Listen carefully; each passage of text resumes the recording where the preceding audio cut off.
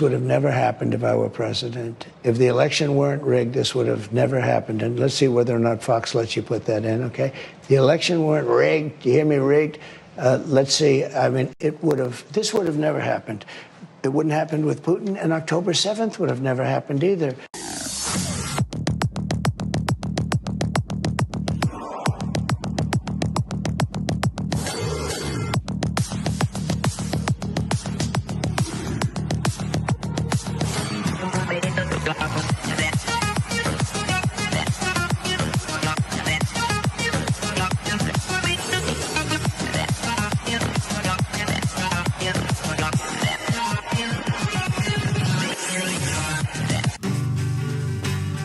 Here I stand, head in hand, turn my face to the wall.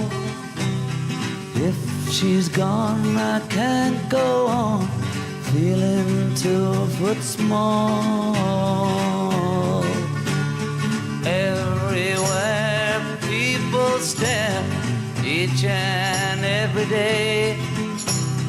I can see them laugh at me, and I hear them say, hey, you've got to hide your love away. Hey, you've got to hide your love away. How can I even try? I can never win. Hearing them, seeing them in the state I'm in. How could she say to me, love will find a way? Gather round, all you clowns, let me hear you say,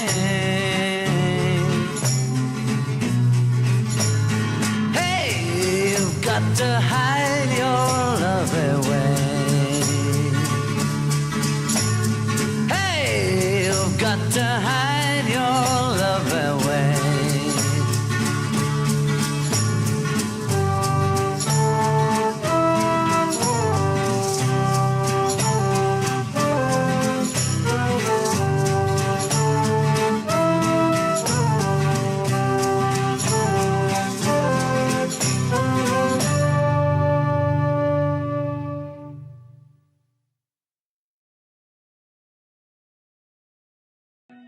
The cabal parade about as if no one can touch them. I would remind them that God is not fazed by their pride. It may be a bitter pill to swallow for Anons, to watch them gloat in public, but our disdain will turn to joy when public justice finally arrives. It'll be that much sweeter now that we waited, believed, and fought through this precipice with our heads held high. The struggle is what makes it so special. The price you paid is not to be swept under the rug. God remembers everything you've gone through for him. He sees and won't allow the cabal to achieve their desired goal. He has deliverance planned, and he is pleased to have you share in his joy and play your God-given role. Victory is coming. He won't abandon us. We're living his deliverance plan. Think about how the enemy works against the children when a deliverance comes. In Moses' day, they murdered many children to stop him from coming, but this was to no avail. In Jesus' day, the same moment happened, and we know how that turned out. Now let this sink in. The enemy has sacrificed more children than any moment in the history of the world. What are they so afraid of? If precedent is anything to take note of, we are witnessing a full-scale war against our generation. The enemy hates deliverance, and we know he usually targets the children when he senses something special happening. Think about it. I would argue that we are walking through a modern-day exodus, but on a global scale that is absolutely unprecedented. Millions of children are being slaughtered, and I would argue that it is because they fear the fall of Babylon. We were slaves to Mystery Babylon and its rulers, and they are panicking. Here is the good news. God never fails. He didn't fail in Moses' day. He didn't fail when Jesus destroyed their works, and he will not fail in our generation as he delivers us from the cabal.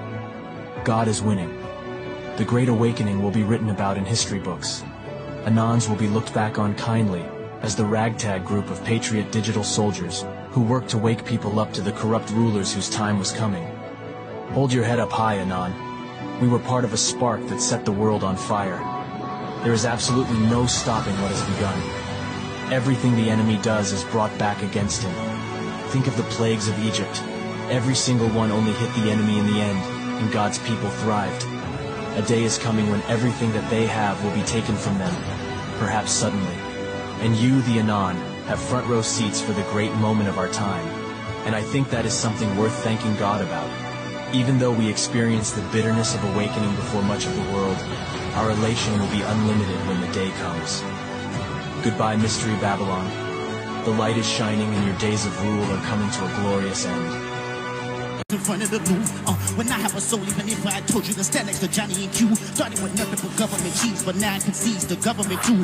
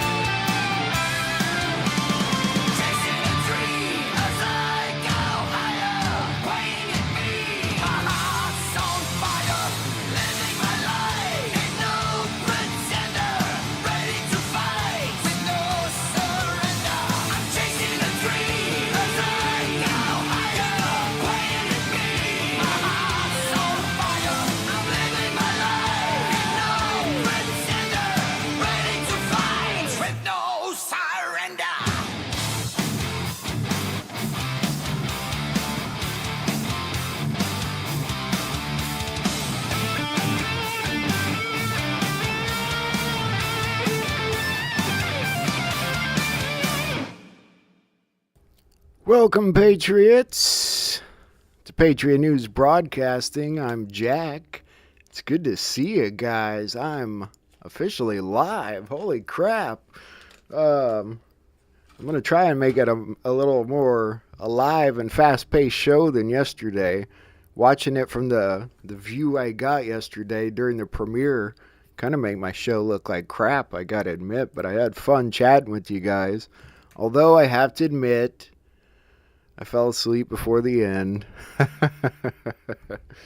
We got a lot of stories going on today. We're going to talk about the top two I want to talk about, though, are obviously the little plane crash again. It wasn't much of a plane crash. It went off the runway. It was one of Vince Neil's planes from Motley Crue. No, he wasn't in the plane. The report is that somebody died, so I have to look more into that. And then, of course, that top story, Luigi Mangione was found dead in his jail cell this morning, or yesterday morning. That's what it looks like. This even says the 9th. How could I have missed that for 2 days? That's the thing about news, guys. There's stories that drift around that you don't find, and then other stories that drift around that are total crap. And talking about news, by the way, last night during the premiere, Tim, you called me an imposter. I don't know quite what that means. You did not elaborate. I would contend, though, that in some ways, I mean, obviously I have as much right to be here as anybody, but in some ways, maybe I have more right to be here than people because I don't work for the federal government and I do have a degree in broadcasting. So there's that. The plane crash in Scottsdale, Arizona. Not much of a plane crash. Maybe you guys would like to see the video. That might help. It's not much of a video, but man, there's a lot of cool things going on to get to today, so I actually don't want to focus on this plane crash at all, but I had to come up with a name for the video, right? Alright, here we go.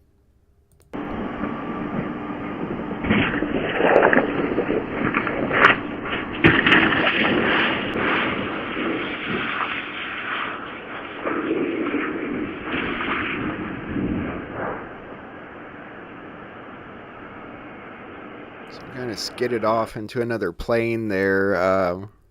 The last report I saw said that one person died and 4 people were injured. I don't know if that's going to be the final case or not because, I mean, it doesn't look to me like the type of crash where you would have people dead, but maybe so. Operation Game Over. 75 people arrested in the Super Bowl human trafficking sting, says sheriff. We talked about this a little bit yesterday too, and I still can't believe it. I gotta admit, I'm still a little shocked that the Super Bowl is this hub for child trafficking. But one of the articles we looked at yesterday, I found the other half of it. This is the one talking more about the plot with Josh Shapiro and the assassination attempt on Trump's life, which reminds me of another post I saw today. I gotta share this real quick. Yeah. I'm trying to speed it up today, guys. I'm just happy to be live. I don't have to edit today. A lot of you guys are probably like, oh, your live shows suck too. So I kind of do. Some ways. But I'm just trying to show you what the average man can find news-wise if he had time to look. Coincidentally, I do. The blackest president ever. I thought this was freaking hilarious. Can't help it. From Queens, went to jail, worked at McDonald's, drove a dump truck, freed rappers from jail, started a shoe company, shot at twice. Yeah, you get it, right? You get the idea. I thought that was good for a laugh, at least. Not exactly newsworthy.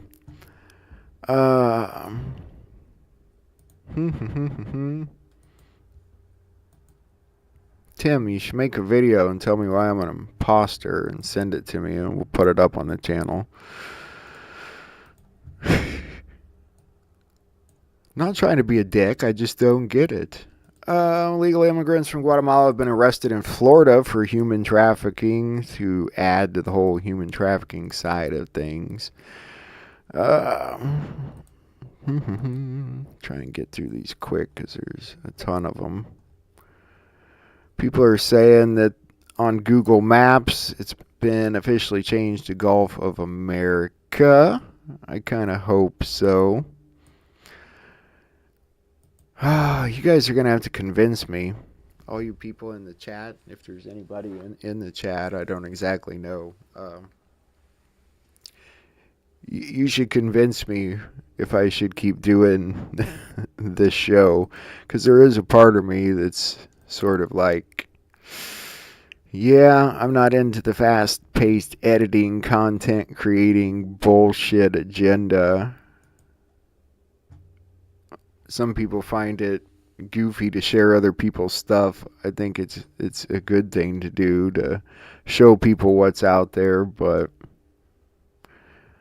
that's all sort of on you guys. You guys are watching it. Tell me if you learn anything. If you don't, if it's boring, we don't have to do it. So, the other day we were talking about, and we got some updates on the Kennedy files. We'll talk about that. They were saying that RFK was confirmed. He was actually just, confirmed in one of the votes, not officially confirmed yet, like people were saying. God, there's weird stuff out there. I like this picture. Who's this guy? People are saying, oh, that looks like John F. Kennedy. Kind of does. I don't know where that picture is from, though.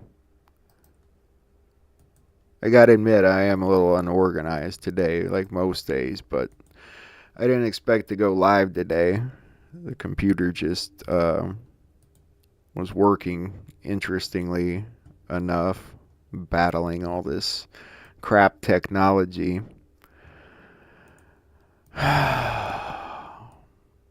Dozens of USAID staff members arrived at Washington yesterday only to be turned away after discovering the Trump administration had revoked its lease. So we heard about Trump calling these people into the office. What was it for? It almost felt like he was trolling them.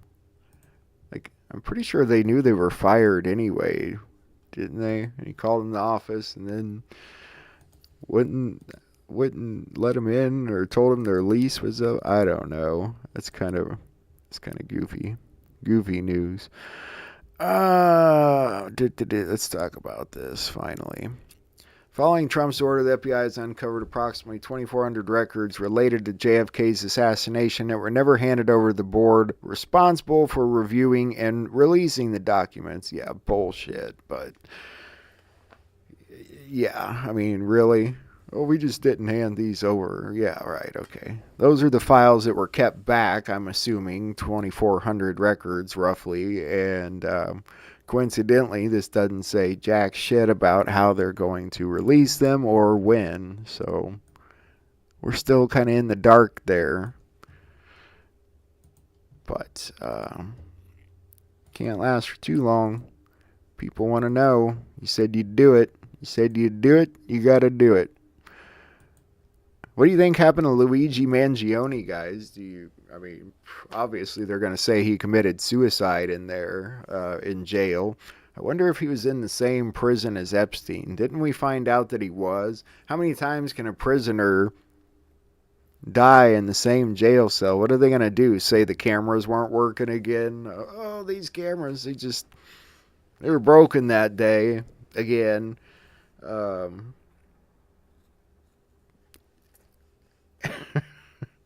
I don't know. There was something weird about that story to begin with. And if you don't remember who he was, he's the guy that shot the United Healthcare worker there on the street. What was that, like a month, 2 months back? And the Mangione name was kind of connected into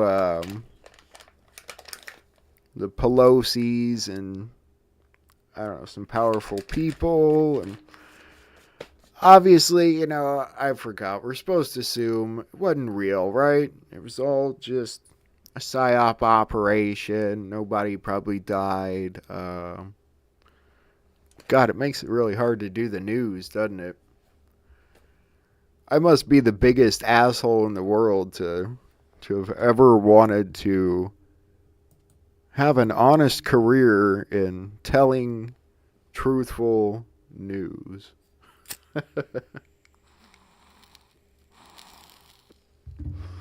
Okay. Well, we'll just keep trucking on. We'll get to some videos that are actually worth watching.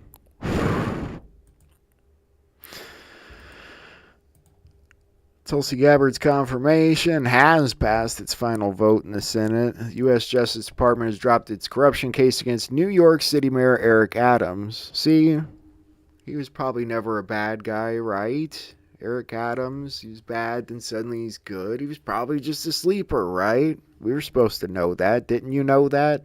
Guys, come on. Bad guy, good guy, bad guy. Do. That alarm's gonna get annoying really fast.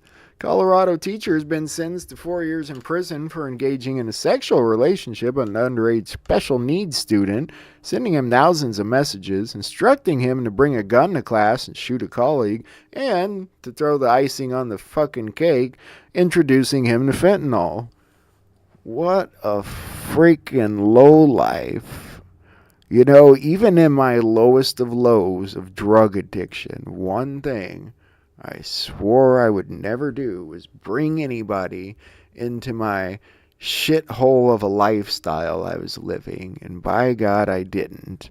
I seen a lot of scumbag guys that I knew meeting new girls, dating new girls, getting them addicted to their addiction so they would spend their money on the addiction. Fucking scumbags.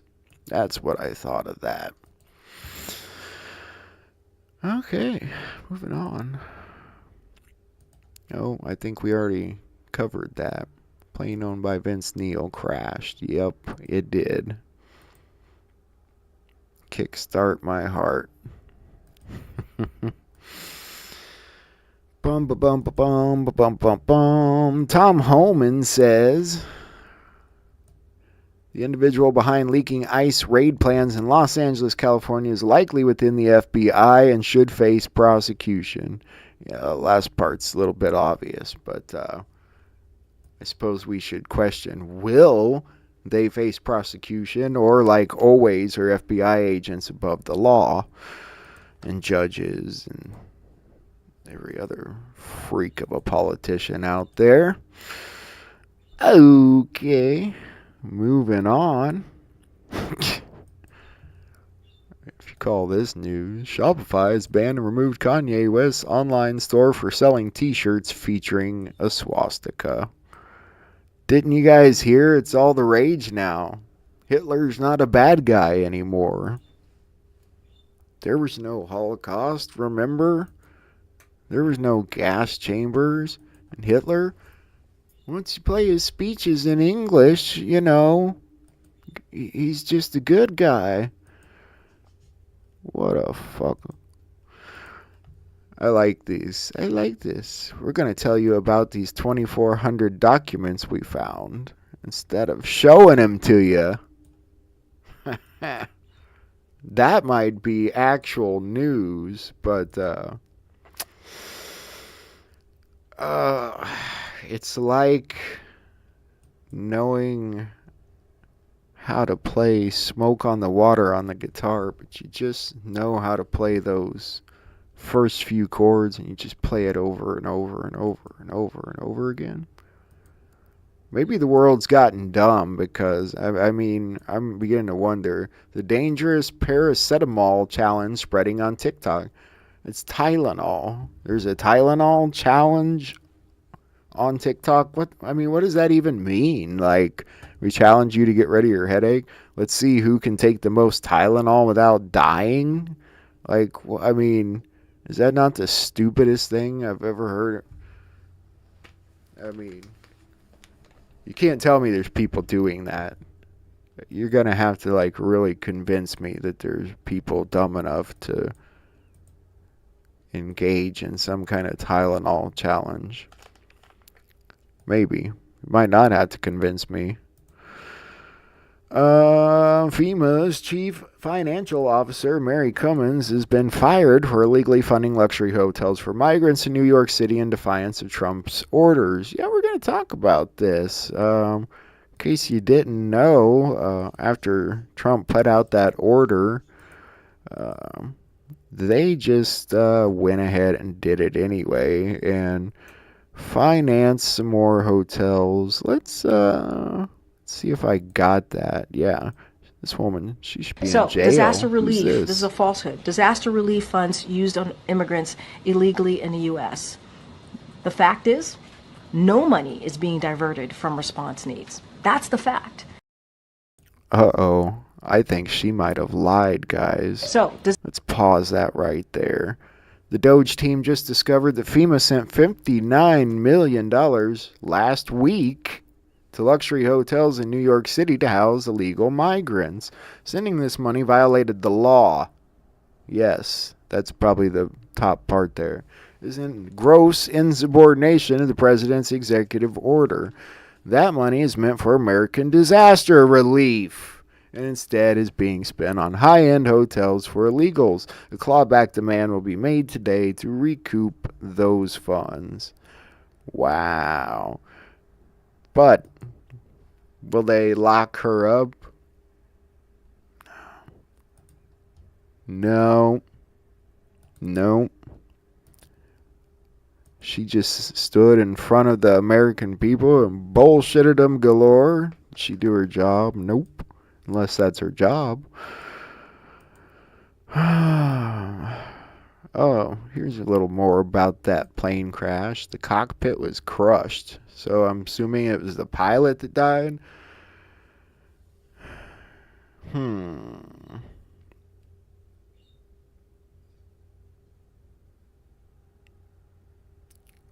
I'm just going to go ahead and assume the one person that died is probably the pilot if the cockpit was crushed. Oh, guys. There's some good people here, but damn it.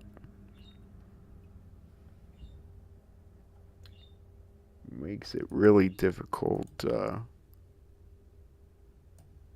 for me to not do this show. Same network of black pastors who incited the George Floyd riots are now calling for violent resistance against President Trump and Elon Musk and his team. Yeah, let's take a look at this, because I've got some things to say about this man of God here. And in this nation, I'm worried that we are on the verge of bloodshed. This is an attempt to take us back to a day that we do not want to go, and we will not go. Therefore, there will be conflict. I pray that the peace of God will win out and overcome the madness that is attempting to take over this nation. And I will say to you, beloved, no one likes violence, but sometimes violence is necessary. When Elon Musk forces his way into the United States Treasury and threatens to steal your personal information and your Social Security check, there is the possibility of violence. Sometimes the devil will act so ugly that you have no other choice but to get violent and fight. Well, someone might say, now, Reverend, you shouldn't be talking about violence. This isn't the Christian thing to do. Well, I will say, why not talk this way? Because Jesus did. Jesus said in this key verse, didn't he? The kingdom of heaven suffers what? Violence. And the who? The violent take it by force. The kingdom of God is a war zone. It is a battlefield. You did know this, right? Okay, so Jesus said the violent took it by force. Nowhere in there did Jesus say you should be violent, you should cause violence, be part of violence. In fact, that's the total fucking opposite of what he said. That guy's insane. That guy should not be wearing the robes. What do we got? A copy of the whistleblower's testimony saying that Josh Shapiro was involved in planning the assassination attempt against Donald Trump. Yeah. Oh man. I would like to see these these people who aren't imposters, Tim. Talk a little bit more about this assassination attempt, because, you know, there's still the whole it did happen, it didn't happen thing. And they've mildly pointed out to it, and, you know, let's, I think it's time to start going a little deeper, guys. And of course, I know, Tim, I'm an imposter. I shouldn't be talking about it, right? I'm not a Scott McKay or a Juan O'Savin or a Jaco. No federal connections. Not a soldier. You know. I know. Wanted to be. You know. I was one of those kids after 9/11 that wanted to rush in there and catch the bad guys and suit up, but wasn't quite old enough. By the time I was, we had invaded Iran and were killing innocent people. That I couldn't get behind. So, no, not a soldier. Sorry. All right. Moving forward. If I can find my place. I lost my place.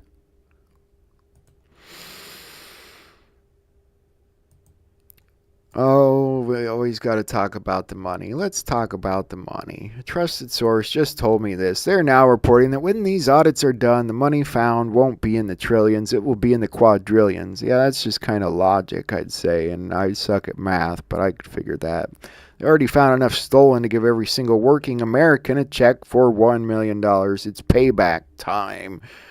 Yeah, let's talk about that, okay? What would you do with $1 million? Say tomorrow you got $1 million check. Everybody got a $1 million government first time payback check. What would you do with it? What would you do with it? Would it change your life? Would it actually change your life? Might pay those pesky bills that have you sleeping in fear every night, or what? Pay your back taxes. Okay, let's be frank. You go get yourself a car that runs. You buy yourself a nice house. Then what? I mean, then what? What else changes? Do you change? I wonder if more people ask themselves before they spoke, what would God say about this situation? What would he do in this situation? There's some bratty people out there. I can be bratty at times, but man, I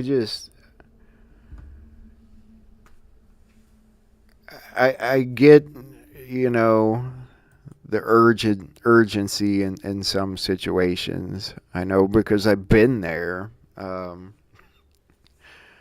easily.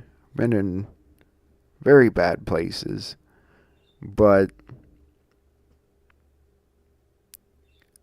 there's a much bigger change that needs to happen here. And I wonder if people will ever get on board with it. I know we need certain things to make that happen. Like if you want to get to this great awakening part, we need the knowledge, don't we? Release the knowledge.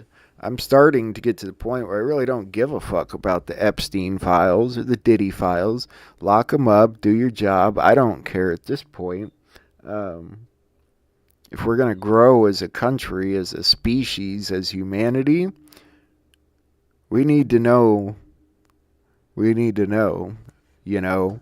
We need to answer some age-old questions and stupid things that people want to know and argue about, and the things that keep people up at night, you know.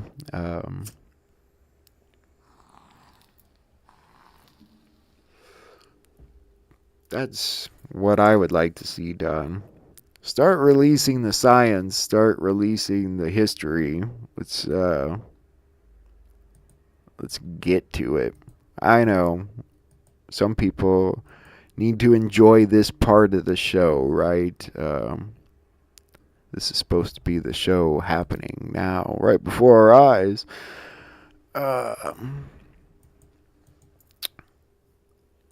And I know I could also dive really deep into some of these stories, but it would be painful for you guys.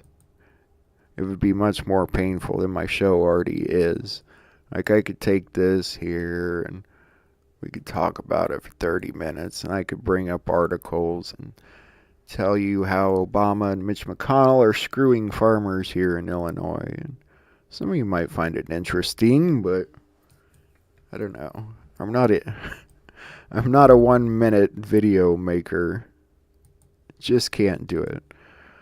Alright, how about we put on a couple videos?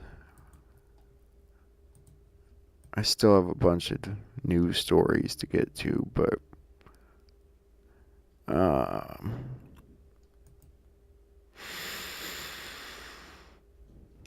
where to start? Where to even start? People are calling these sports rigged. What do you guys think about that? You think all sports are rigged? All these other professional sports are all rigged. Every damn one of them. The NFL's rigged. It's all bullshit. And then they get told what they can and can't say. You know, this is the only sport that's fair, and this is the only sport where the athletes get to say whatever they want.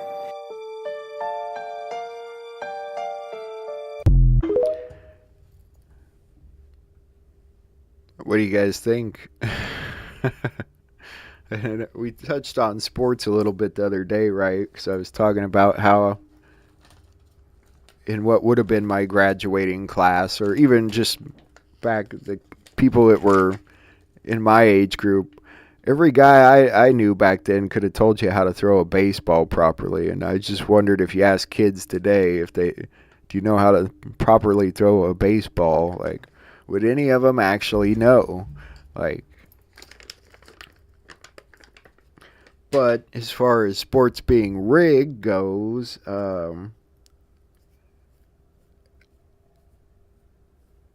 it's a conspiracy that you would think over this amount of time of professional sports being a thing, that it would have gotten out by now. Well, maybe people would have thought if somebody had come out and said, oh, we were scripted and yada yada. They might have come out and said, you're fucking crazy. You've been hit in the head too many times. I don't know what to make of that. I know just watching NFL football, it's gotten really hokey, and it's gotten to the point where it's almost goofy, and Trump was talking about that the other day. But as far as that other video goes where they say they're scripted, and I mean, that's pretty wild if you want to get to it. I mean, it's sort of all about the marketing anyway, and the money, and of course that's, God forbid they actually get out there and play a game for fun and compete. Like, let's script it and do it for money and the bets and the marketing. I hope that's not the case. I really do, but I don't even know anymore. In baseball, they're all on steroids, or they're not on steroids, or this guy's a home run hitter. No, we're going to take his stuff away from him. I don't know. But while we're on the subject, let's talk a little bit more about the halftime show. And we touched on it yesterday, but I found a decent video that discusses it in more depth than I can. Lamar, is the more that you listen, the more that you'll hear, and the more that you watch, the more that you'll see. So I just rewatched the Super Bowl halftime show again, and there's so much shit in this. Let's talk about it. First, I want to point out that his entire Super Bowl stage is a PlayStation controller. And who owns PlayStation? Sony? Where's Drake signed to? Sony. So that's the very first button that he's pushing here. Samuel L. Jackson comes out as Uncle Sam, and he starts the game. He says, this is America's greatest game. But America's greatest game is actually on halftime, so that's not what he's talking about. Kendrick then opens with a clip of his song GNX, standing on top of his GNX. This man said, you would not get the picture if I had to sit you for hours in front of the loop. Meaning some of you are just not gonna get this. Followed by, started with nothing but government cheese, but now I can seize the government too. And then says the revolution's about to be televised. You picked the right time, but the wrong guy. And behind him, the crowd lights lit up, warning, wrong way. So the background dancers are super important to this too, because they're jumping out the G and X, all the different set colors. And then Kendrick goes into Squabble Up. And all of the sets kind of go into their own colors with their own people, and they get ready, and they look like they're about to fight. As he plays Squabble Up, they all stay in their own little sets, and they all squabble up together. They then all march into these lines on the stage, and it pops back to Uncle Sam. Uncle Sam says, this isn't what America wants. It's too loud, it's too reckless, and it's too ghetto, and he asked if Kendrick even knows how to play the game. The dancers then follow Kendrick up onto stage, surround him in the shape of the American flag. Kendrick is the only star on the stage, and he follows the rules, and he plays humble. Sit down. Be humble. But at the end of it, he says, hold up. And then he goes into DNA. And notice that all the sets behind him are now stepping together. I got loyalty, I got royalty inside my DNA. Dude is reminding himself who he is. He ends this little bit with, wish I was, hold up, instead of wish I was dead. Then this man plays Euphoria, and all the sets are still together in their own colors, but they're all marching in line, and they're all marching towards the same thing, kind of like they're marching into battle. He then says it's KDOT, the fireworks go off, and he transitions into a brand new song that he debuted on the Super Bowl. I could be wrong about that, correct me if I am, but I'm pretty sure it was just debuted at the Super Bowl for the first time, and it's called Man at the Garden. And notice how the background dancers are all posted up like they're on the corner rapping like back in the days in the streets. He's literally taking it back to what he knows. And then he transitions into Peekaboo. But Uncle Sam pops back in and says that, oh, I see you brought your homeboys, the old... Okay, I said she could do it better than I could explain it, but I was clearly wrong on that one. Oh, my Lord. Bump, bump, bump, bump, bump. Moving on.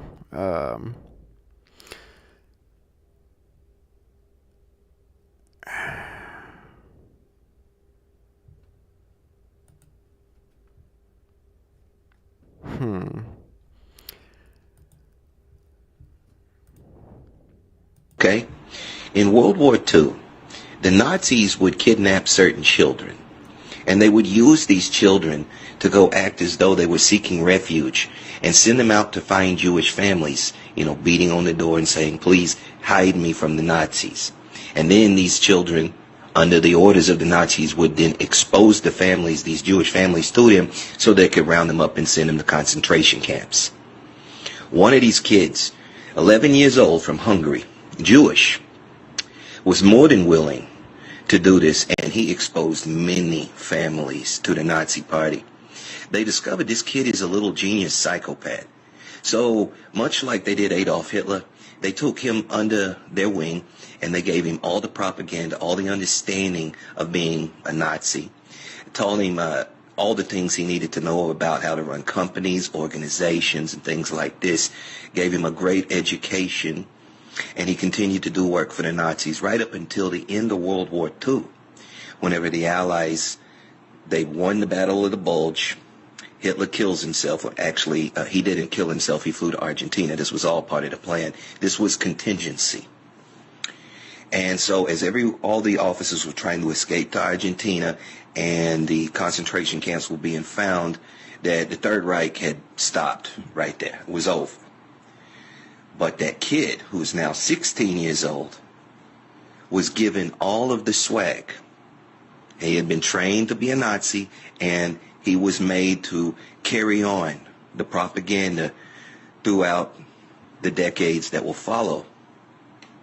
They gave him literally tons and tons of gold that they had stolen, that he still has to this day, because this guy is still alive and in his 90s now. Yeah, it's a real thing.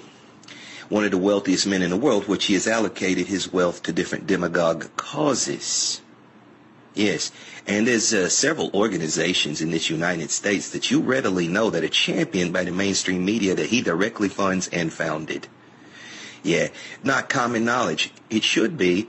It's right in your fucking face, but no one knows. And it's ridiculous that no one knows this. Well, so few people know this. This guy ran Moderna. Yeah, he was behind so much, and still is, to this day. His name is George Soros. Of course, that wasn't his birth name. He changed it to that. But yeah, a Jewish Hungarian Nazi who is there to help his constituents and all the people in the cabal take over the fucking world. Yeah, under the ideology of Nazism. So, how many of you figured out it was George Soros before he finished? I kind of knew it from the beginning, but thought I'd share that story with you for what it's worth. My dogs decided they wanted to join the show today. What you doing, buddy? Come here. Come on. Maybe not. One of them. All right. Let's keep moving forward here.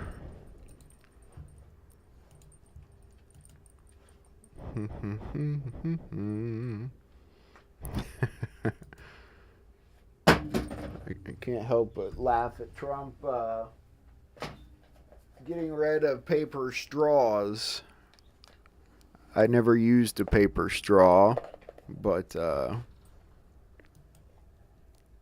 last weekend, I had a meeting in a ski resort in the Alps, which is probably the most expensive town in the world. I was not there to ski, for the record. But the whole town is Ukrainian. You know, all the visitors are Ukrainian, and they're rolling into air maze and dropping $1 million in an afternoon. All through Europe, you see this. The richest people are the Ukrainians. That money is ours. It belongs to me and you and every other American taxpayer. That's where it's going. Second fact, not guess, fact is the Ukrainian military is selling a huge percentage, up to half of the arms that we send them. Half. And I'm not guessing about this. I know that for a fact, not speculation. And a lot of us winding up with the drug cartels on our border. This is a crime, what's happening. Our intel agencies are fully aware of this. You tell me they're not profiting from this. Of course, you think the CIA is not profiting from this? Yes, they are. Can't prove that, but I believe that. But they don't know this. I know this, but they don't know this. They know this. No one is saying it. Like, no American seems aware of this. We're sending these arms to Ukraine, billions, hundreds of billions of dollars, and it's being stolen and sold to our actual enemies. Like, what the? It's really kind of incredible how much people around the world were enjoying the American dollar. Basically, everybody. We're sending money everywhere and using money for everything. Our money, your money. That money you went and worked your ass off for the other day. Government, they took a piece of it. Said it's mine now, and we're going to buy weapons for Ukrainians with it, and we're going to bribe people with it, and we're going to start revolutions with it, and you can keep a tiny bit, but if you,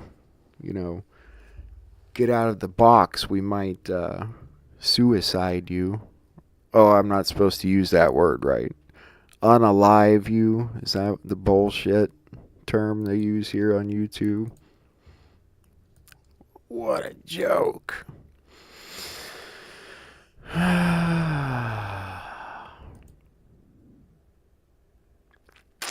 All right. Here's one that'll get to you guys. Did you know you're eating bugs all along? Yeah, I think we've talked about this before. But you were eating bugs all along. If you ate any of these things.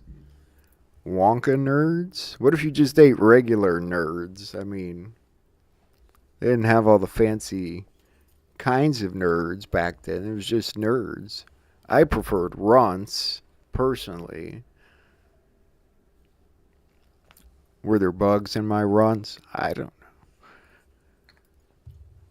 Mini donuts, red velvet whoopie pie. Whew. Tropicana, Skittles. Now, see, I do like Skittles, so they got me there. 40,000 of these bugs to create 1 pound of carmine dye. Holy crap! I don't care about the color that much. If it's going down my throat and out my ass, I don't care about the color enough that you need to put bugs in it to make it that color. So there's that.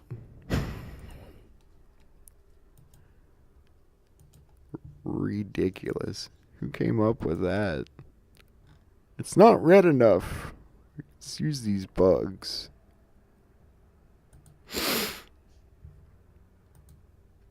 Wuhan Bioweapon Sciences blows the whistle. COVID was engineered to depopulate. Well, they can title that and date it February 8th, 2025, but I think we knew that a while ago.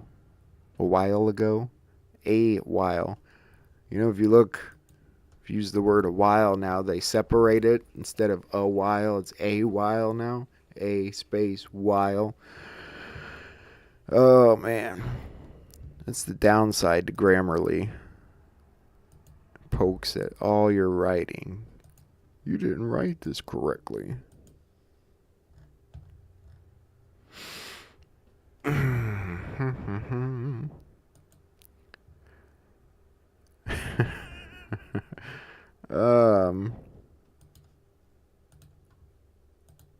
does look like Hillary Clinton. Hillary Rodham Clinton is possibly the most evil human being ever to live. What do you guys think?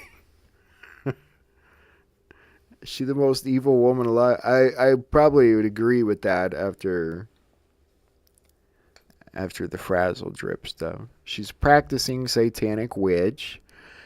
I have to admit, it's funny how with some of the stuff we say, this, MAGA, whatever people call us crazy. But I do remember watching Bill Clinton on TV talking about how Hillary Clinton had seances at the White House so she could speak to Eleanor Roosevelt.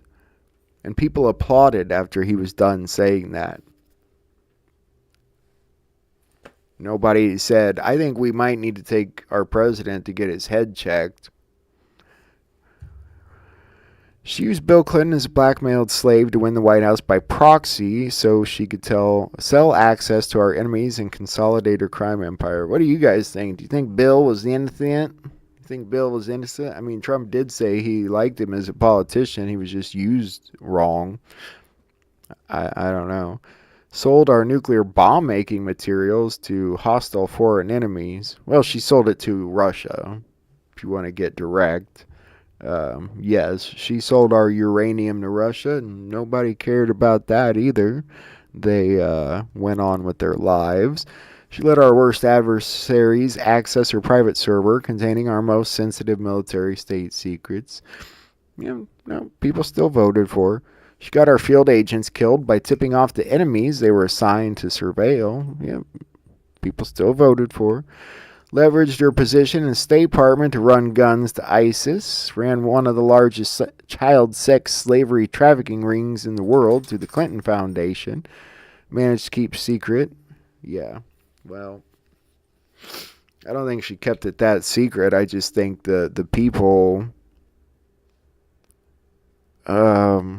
don't care enough, to be honest with you. Sadly. And I'm not trying to rip on anybody, but again, not all of this has been so secretive. The shit's been all over the place for a long time. I just can't fathom how stupid some people are to think that if it didn't make Walter Cronkite's desk, that it wasn't a fact. But, I mean, okay. Don't want to think outside that box. Okay. This might have been the wrong thing to chant.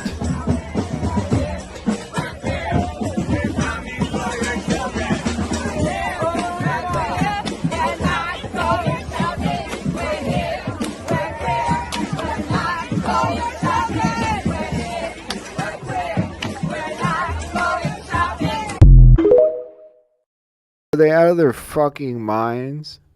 They're here. They're queer. Go drink a fucking beer. Why are you coming for our kids? You expect people to just be like, okay, you can have them from 6 p.m. to 9 p.m. and we'll come pick them up if they're too drunk to drive home, because we should let our children at age 13 start making their own decisions. They're mentally ready to decide if they want to drive and have sex and be slaves, according to some politicians. Go ahead and come for it, children, and see what happens here in queer. You might leave in fear if you leave at all. Moving forward.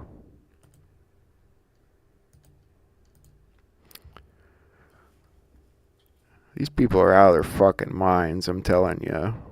Coming after our kids. Preachers preaching violence. Sometimes Jesus knew that violence was necessary. Yeah. My freaking ass.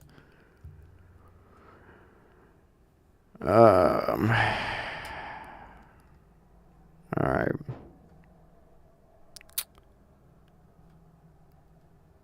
Let's go with this. A photo was recently taken outside the Justice Department where a large truck was spotted with the logo reading The Shredding Company on the outside. I went ahead and looked up the company's website, which says this: at the Shredding Company, we provide on-site paper shredding services for government agencies and businesses. On-site paper shredding and destruction provides the maximum security by ensuring all confidential records are destroyed on your premises by trained professionals. And they also provide hard drive shredding and destruction. I wonder why Hillary didn't use these guys.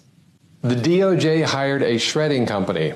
Because burning evidence in the parking lot would just be too fishy.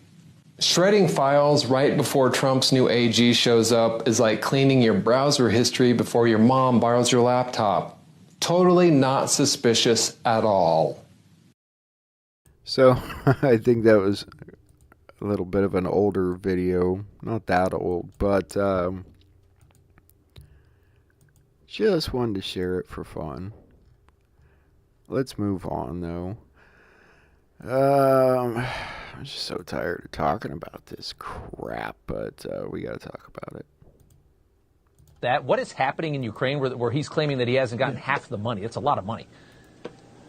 Well, Robert, we're kind of scratching our head, too. The United States of America, the American people, the citizens, have given Ukraine over $174 billion. And we have put inspector generals on the ground in Ukraine and here to track that money. So we have a pretty good accounting of where it's going. Now, would you have to step back and say, some of that money that's been authorized has actually been spent here in the United States to build up weapon systems that we're sending over there. So if he thinks every $174 billion are sitting on the ground in a bank in Ukraine, well, of course we're going to backfill. Of course we're going to build up our stocks. And that's what we have to buy it here in the United States. So that happens. And when it comes to elections, look, every democratic state will have an election. We used to have elections during the middle of wars as well. And I think over term now, they can't right now because it's in their constitution, the Ukrainians, not to have it till the cessation of hostilities. But you're going to reach a point where they're going to have elections, and that's a sign of a healthy democracy. That doesn't mean that Zelensky should leave. That means no. The sign of a healthy democracy is the willingness and the ability to have the election, even in the time of war. So I think that's a healthy sign, and it's a healthy comment. Yeah.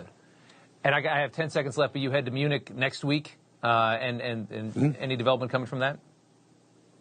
Yeah, we're going to the Munich Security Conference next week. Look, there's a report out from another a news network that said that we're going to present a peace plan next week. No, we're not. I did not talk to that news network at all. And, the person that's going to present the peace plan is the President of the United States, not Keith Kellogg. We're going to lead it up to it, help him out, get it to a point where he delivers that. But that is not going to happen next week. What's interesting is Zelensky acts like he doesn't know where half the money is. Is there an accounting? Isn't there an accounting? I have a feeling there's a good accounting of where all that money went in Ukraine. I just have a feeling it wasn't spent where it was supposed to be spent at all, probably. And so we absolutely do need to do an audit of the situation. And if they still are sitting on some of that money by some random chance, of course we need to take it back. And if we're not standing on the money, then whatever, figure out where it went. This video, this right here is upsetting, and this just further adds to the ignorance of people. I want you to get the hell out my office right now. You can't do this. I don't care about you filming. Like I told you, I'm not seeing you. I am not. Take that ridiculous head off if you want to be seen by me. Keep recording, baby. Keep recording. I don't care about her recording. This is insane. What's insane is you come in my office. I have the right not to see you. The right? Yes. Read the laws that just passed, honey. Take the ridiculous head off if you want me to see you. No. Okay, well, he can be sick. He can stay sick. He can remain sick. You in that recording can get the hell out too. You do not talk to my wife like that. Sit down. Who do you think you is? That you think that you got that head on? You somebody? I'm somebody. You need me. I don't need you. I don't need you. You just put your hands on me. That's a lawsuit. No, that's a lawsuit. You will see me when I come in here. I got insurance. I'll pay for my insurance, and you go see me, or you go and get someone else and tell them to come and see me. Let's get this clear. You want me to touch on you when you want me to touch on you. You want me to see you, don't you? I'm gonna have to touch you then, right? Answer that. You want me to see you? You want me to touch you? That woman's supposed to be a fucking professional.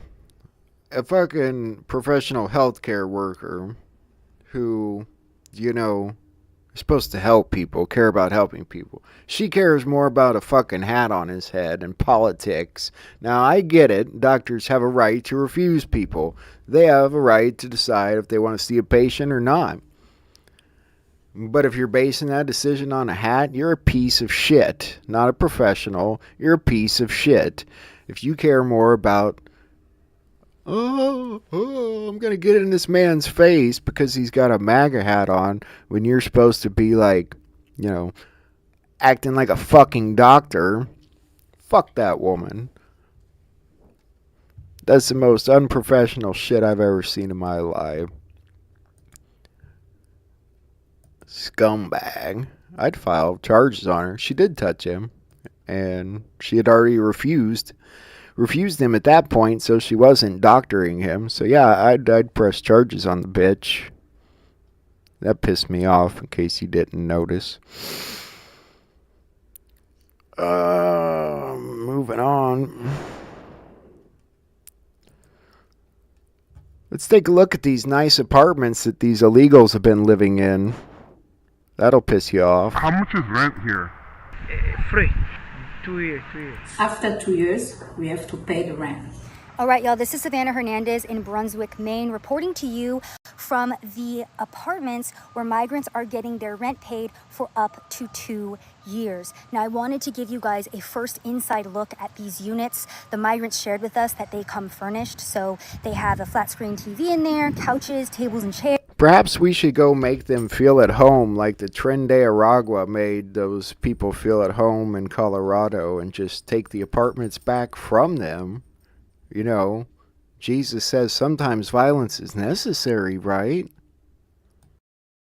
There's a bed. We also asked them as well, hey, are you paying utilities here?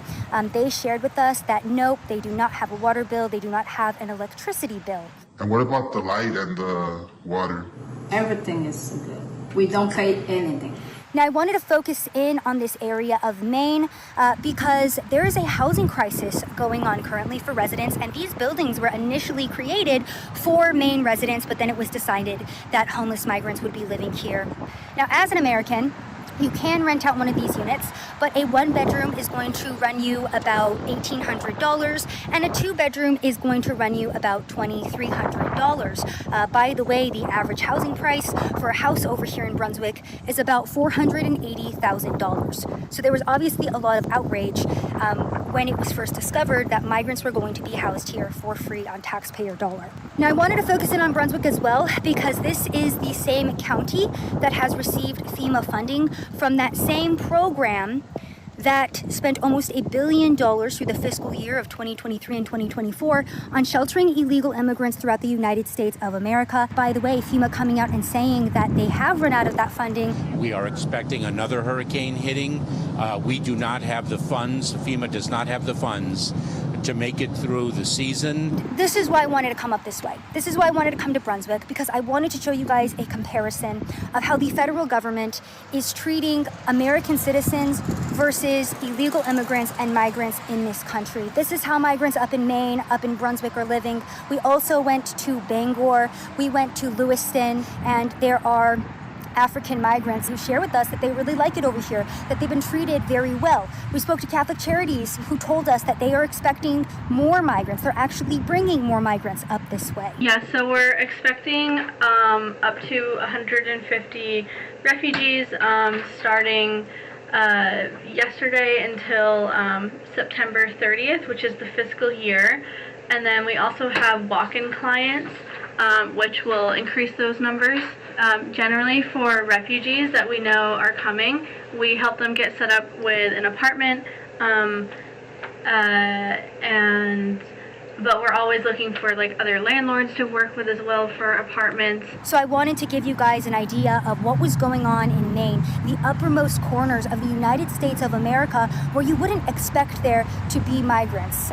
This is a direct result of the open border, the illegal immigration crisis that has been allowed to prosper over the past 3-4 years, and it's stretching to even areas of America that you wouldn't expect. It's so sad. You're talking about the politicians that allowed this happen, or same ones that stood there the other day in front of that guard that wouldn't let them in the Department of Education and said, you know, we want what's best for children, Maxine Waters. We're the Congress people. Yeah, okay. We want what's best for people. You seem to want what's best for anybody but Americans. That's what I'm starting to pick up about Congress. They want to, you know, spend our money anywhere but America, and on anybody but Americans. I am shocked that it went on this long, and so many of those, you know, Congress people they say aren't involved. They sure kept their mouths shut for a long time, didn't they? That's the thing I don't get. You know, how's that okay? We're supposed to be okay with these people and these committees and, oh, this guy, he's a good politician. He wasn't part of it. Yeah, well, he also didn't say anything about it either, did he? I'm not talking about anybody specific. I'm just talking about pretty much all of them, really, because they've all managed to keep their mouth shut for this long. All right. Now I want to check out this little documentary. Hollywood runs on secrecy. Behind the flashing lights and red carpet glamour lies a hidden world where some of your favorite stars do unspeakable things to achieve and maintain status among the rich and famous. And those who dare speak out often find their lives in danger. A world of elite sex cults, celebrity sacrifices, and the blood oaths that ensure anyone who dares speak out winds up dead. A shadowy society so exclusive, few outsiders ever learn of its existence. Who are its elite members, and just what does it take to join? Could some of cinema's biggest stars have been murdered or even sacrificed? And what are Hollywood's ties to elite child trafficking rings? Find out as we explore the dark side of the entertainment industry Hollywood doesn't want you to see.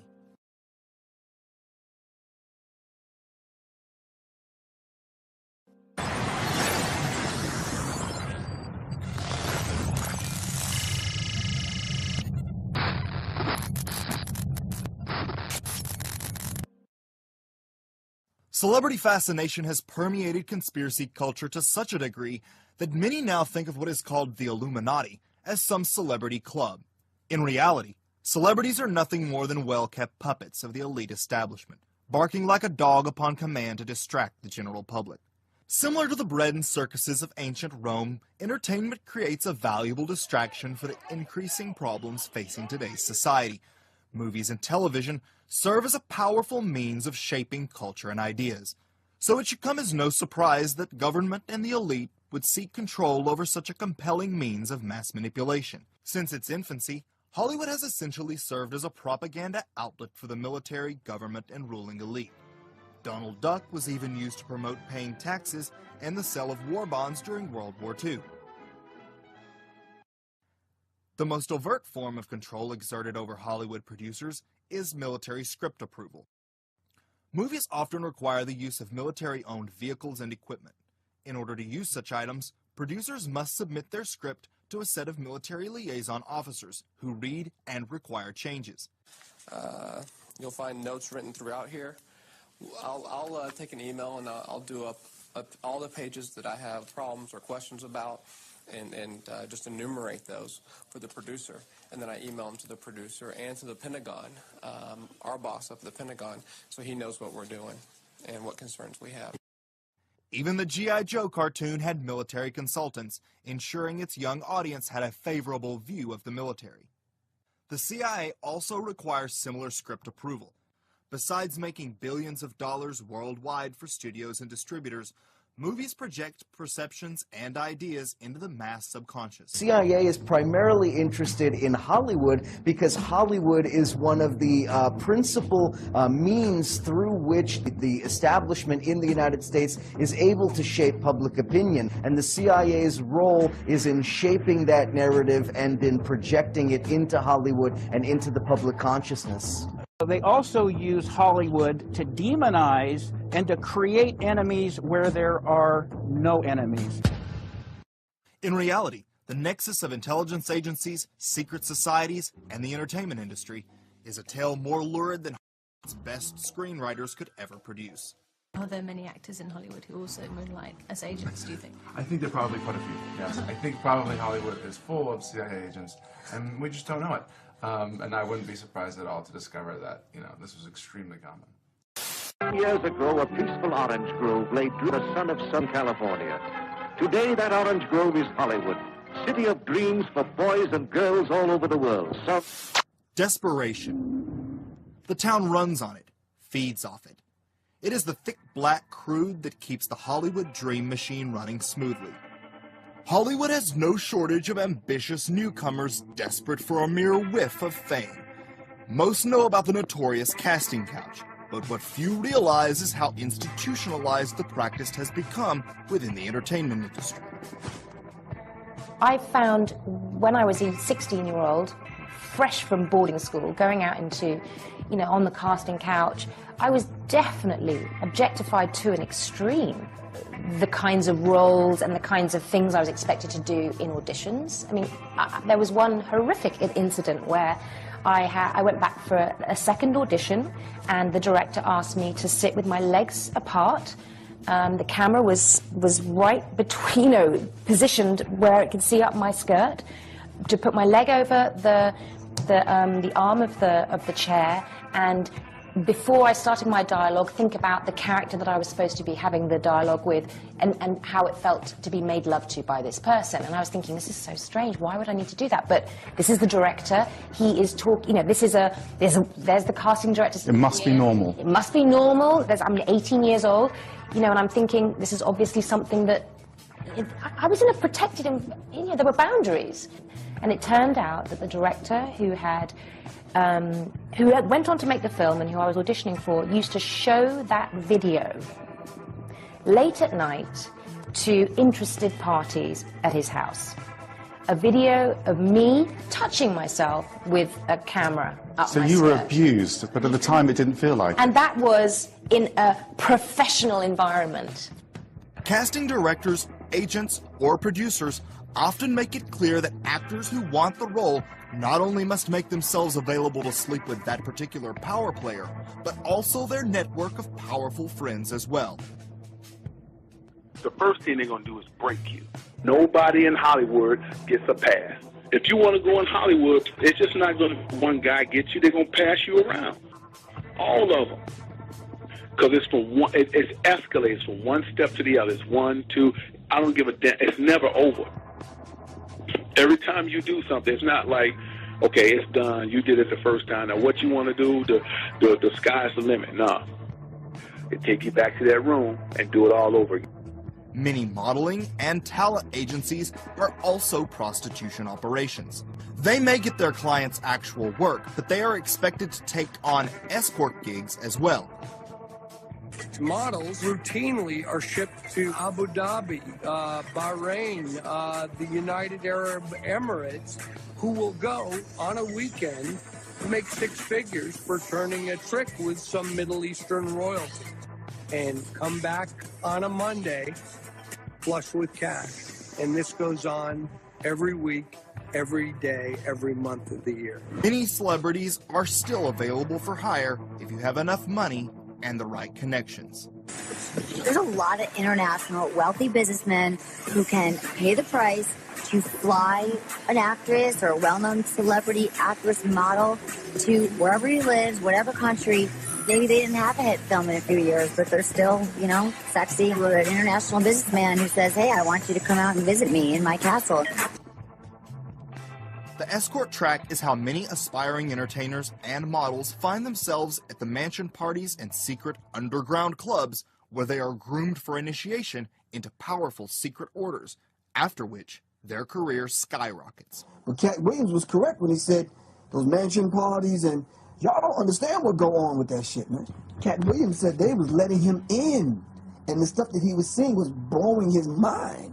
They be having these big-ass mansion parties, and the mansion party, the whole mansion is a party, and then it's a separate party in the little rooms. I ain't been famous that goddamn long. I'm excited than a motherfucker to be at the mansion party. You be looking at all the goddamn rooms, and you fuck around and look in the wrong room and shit.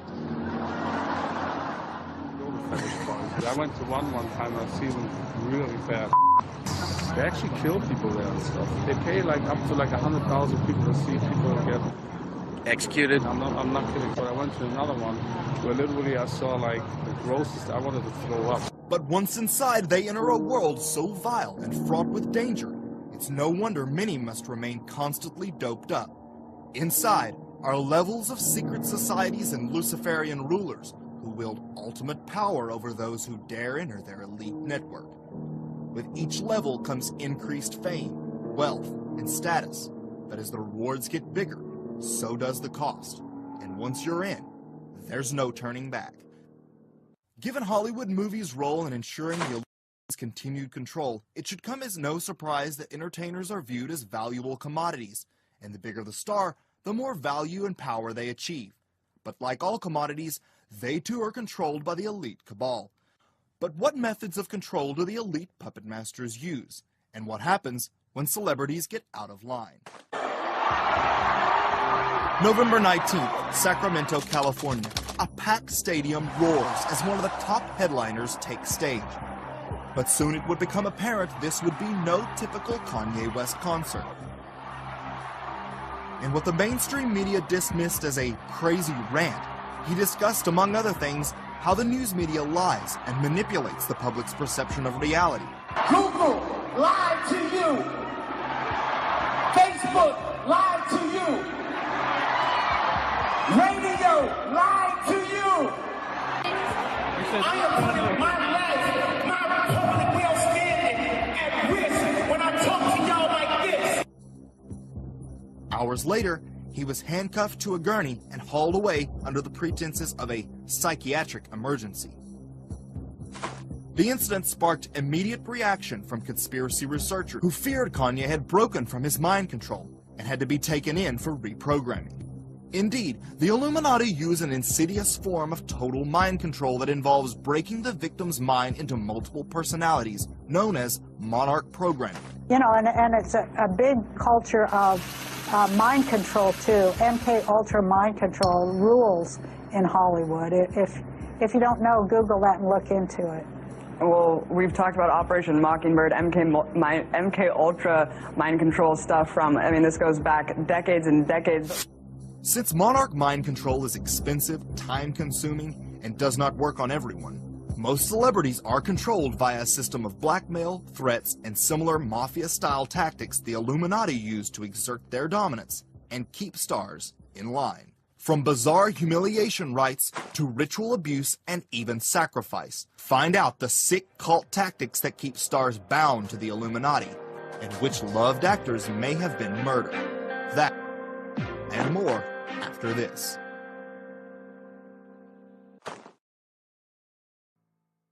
Hi, I'm Jay Myers. If you like the films I've been putting out, if you want to help me create quality content that will wake people up, then become a Patreon insider for only $5 a month. Not only will you be exposing the truth, you'll gain exclusive access to new members-only content and deleted scenes on everything from Prince's death to subliminal advertisements. So head on over to patreon.com and become an insider for only $5 a month.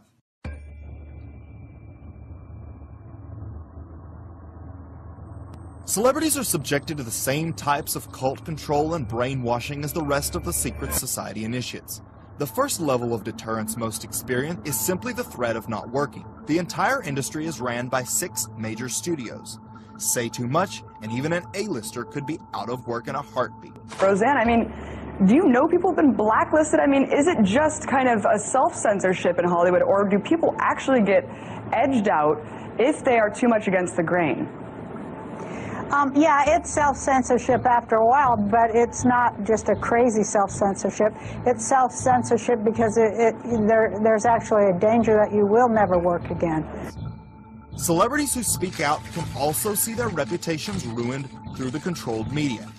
Some of us are against the Illuminati, and we are against the Illuminati at our own detriment. When people are against the Illuminati, then they get punched in the face all the time. The press hates them, and nobody likes them. We all love Dave Chappelle. Exactly. Dave Chappelle has never been a part of the Illuminati. They don't want him or me or people like us. They own TMZ and all other major outlets and can have a star's reputation destroyed with bad press. The archetype of the shadowy Svengali controller is not without merit. Some puppet masters use drugs and hypnosis to keep their stars dependent and controlled. The paparazzi are used like gang stalkers, communicating amongst each other and following the celeb, harassing them, but mostly reminding them, everywhere you go, we are watching, you cannot hide. The whole paparazzi system is like a form of organized stalking, known as gang stalking, and meant to be intrusive and intimidating. It's no wonder many celebrities finally snap, giving the paparazzi exactly the pictures and type of material publishers want. Often celebrities are made the victims of ritual humiliation. Ritual humiliation is a common cult control technique used by college fraternities, secret societies, and cults, usually during the initiation process. The precursors to the secret occult orders that now form what we call the Illuminati originated with the ancient mystery schools, which engaged in degrading initiations of their own. Hippolytus wrote in his 3rd century codex, Refutation of All Heresies, that initiation is nothing but blackmail through making the man commit shameful, often criminal acts. Hazing is a form of these humiliation rituals and has spread into various sects of society through Illuminati subgroups hidden in organizations and institutions which essentially function as recruiting pools. Since celebrities live their lives in public, humiliation rituals can be conducted on a very public level. During a humiliation ritual, the ego is the sacrifice. Public humiliation rituals could range from embarrassment on stage to having a sex tape leak, or any events orchestrated to direct embarrassment towards the victim. Male members are sometimes forced to wear a dress as form of degradation. This is especially humiliating when viewed in light of the sex acts they are often forced to endure during initiations. During an interview on the Oprah Winfrey Show, comedian Dave Chappelle exposed this practice. I'm a conspiracy theorist to a degree, Chappelle starts, before going on to describe how he too was pressured by Hollywood executives to wear a dress. Only after refusing several demands did the producers finally relent, at which point Chappelle says they suddenly had a new scene without the dress already written. Chappelle seemed to be indicating that this is, in fact, some sort of twisted ritual that those in the industry are often forced to endure. Oprah became visibly uncomfortable and quickly changed the subject. In fact, the clip proved so controversial, Oprah Winfrey Networks had the original version of this documentary taken down over its inclusion. Private humiliation rituals also take place in which initiates are made to eat horribly disgusting things, which is often filmed by the cult. Typically, all initiates, including celebrities, must also engage in gross and demented acts. And then when you get in, it's rituals. Drinking blood, eating poop and drinking urine. Anything that we would think is totally inhuman, abominable, then that's what you must do. If you want to be a celebrity in Hollywood, then your attendance at these parties is going to be mandatory. Because if you want the movie roles coming in, then you've got to keep doing the rituals. You stop going to the meetings and you stop going to rituals, you start slowly losing everything that you had built up. And they don't complain. They get beyond that stage. They don't complain, they do it. I mean, can you imagine? I mean, what do? You go to an underground Hollywood club, a super secret Satanist club. Do they serve feces on toothpicks? These people are nasty. These rituals are most likely filmed for sick pleasure and blackmail purposes. Most disturbingly, celebrities can be physically harmed or even murdered if they go against the cabal. Sadly, some entertainers are simply worth more dead, as albums and movies become more popular after an artist's death. How did you feel when you heard that Sony, I think it was back in the UK, had jacked the prices up of Whitney's album? It reminds me... Within an hour or so of her dying. Yeah, that reminds me of the time I had a manager once who said to me, you know, you're worth more money dead than alive. Okay, so I am just, by the grace of God, stand-eye here. In 2010, Randy Quaid and his wife Edie fled to Canada claiming they were refugees and that they were targets of an assassination plot perpetrated by what they call star whackers. We believe there to be a malignant tumor of star whackers in Hollywood. How many people do you know personally who have died suddenly and mysteriously in the past 5 years? I have personally known 8 actors, all of whom I have worked with and was close to. Heath Ledger, Chris Penn, David Carradine, and Monk. I believe these actors were whacked, and I believe that many others are being played to get at their money. But could there be any truth to these allegations? Could Hollywood's secret societies have been responsible for the death of some of America's best-loved stars? August 5th, 1962. Newspaper headlines across the United States and Europe announced the death of one of the most legendary movie stars of all time. One of the most famous stars in Hollywood history is dead at 36. A physician hurriedly summoned, broke a bedroom window, found the actress dead in bed, holding in his... But actress Marilyn Monroe's tragic death would prove to be as mysterious as it was unexpected. She had been having an affair with the current president at the time, John F. Kennedy, and his brother, Bobby, the Attorney General. And she was threatening to make the entire sordid affair public. She said, I'm going to blow the lid off of this whole damned thing. And I asked her what she meant by that. And she said, my involvement with the Kennedys, it goes much deeper than what most people think. Monroe supposedly died of a suicidal drug overdose, meaning she willingly swallowed a handful of pills. However, no pill capsules were in her system, and there was no glass to drink from in the room. Dr. Greenson, he pointed out to me that on a nightstand by her bed, there was about 8 prescription bottles that had contained various kinds of prescription drugs. And he goes like this: she must have taken all of these. And he directs my attention to these. And I walk over and I stick my head over and I look down and they're all empty. And we look for a glass that she could have used to swallow these pills, and there was no glass in that room. Here is a girl that had trouble taking an aspirin without a glass of water. And I have never seen her go and take pills or capsules without some type of a liquid. It was with her, she always said, I can't take something unless I've got something to drink it down with. One could never take that many Nembutal without water. The tablets themselves would choke the patient and be so dry and sticky in his mouth he couldn't tolerate it. And without water being present, I don't see how she could have gotten them down. And obviously she didn't get them down because they were never found in her stomach. Marilyn Monroe did not commit suicide. She was murdered. She was a girl that knew too much, and she ended up dead one morning. Heath Ledger's is undoubtedly one of Hollywood's strangest celebrity deaths, and many conspiracy researchers believe the acclaimed actor's demise had all the signs of an Illuminati sacrifice. Kill me.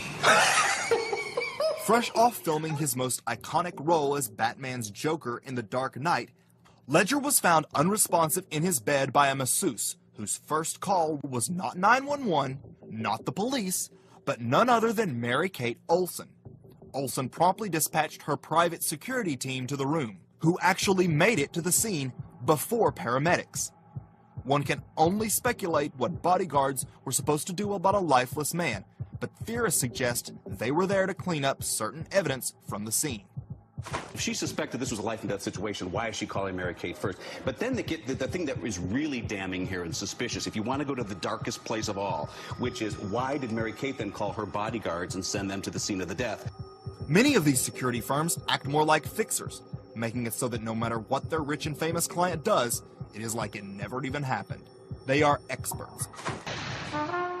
Hollywood fixers can go back to the golden age. These are shady gumshoe types, not unlike myself, who know how to assess a situation when there's a problem, when irreparable damage can be caused to the celebrity who's involved in something shady. And these are the guys who make the problems go away, hence the name fixers. Mary-Kate demanded immunity before she would explain her involvement in the situation. Weekly. All right, Lisa, legally, what is this lawyer doing? Why demand immunity? Well, let's call it what it is. It's suspicious. You only ask for immunity if you have something to hide, right? Some conspiracy researchers believe the actor's death could have been part of some kind of sacrifice. Those who do point not only to the strange imagery found in the movie he was working on at the time of his death, which featured Masonic symbolism and even a noose around his neck. Could Ledger's death have been part of a ritual sacrifice? While shocking to some, such an act would not be without precedent in Hollywood. When we return, the Joker's haunting smile makes its first Hollywood appearance, carved into the victim of one of the nation's most notorious unsolved murders. She wanted out, and you don't get out. The detectives arrive at the scene and they're shocked.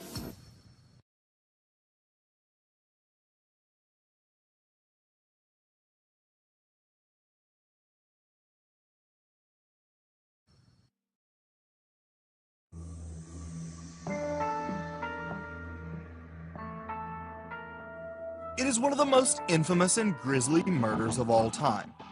January 15th, 1947, the body of an aspiring young actress was found next to the sidewalk on a vacant lot. The detectives arrive at the scene and these are veteran homicide detectives who've seen it all, and they're shocked. They've never seen quite anything as horrific as this. It's a nude body of a young woman, carefully posed, not dumped, but carefully posed and positioned just off the sidewalk. Dubbed the Black Dahlia by the press, her body was mutilated and carefully posed like a mannequin in some sort of sick, surrealist art fashion.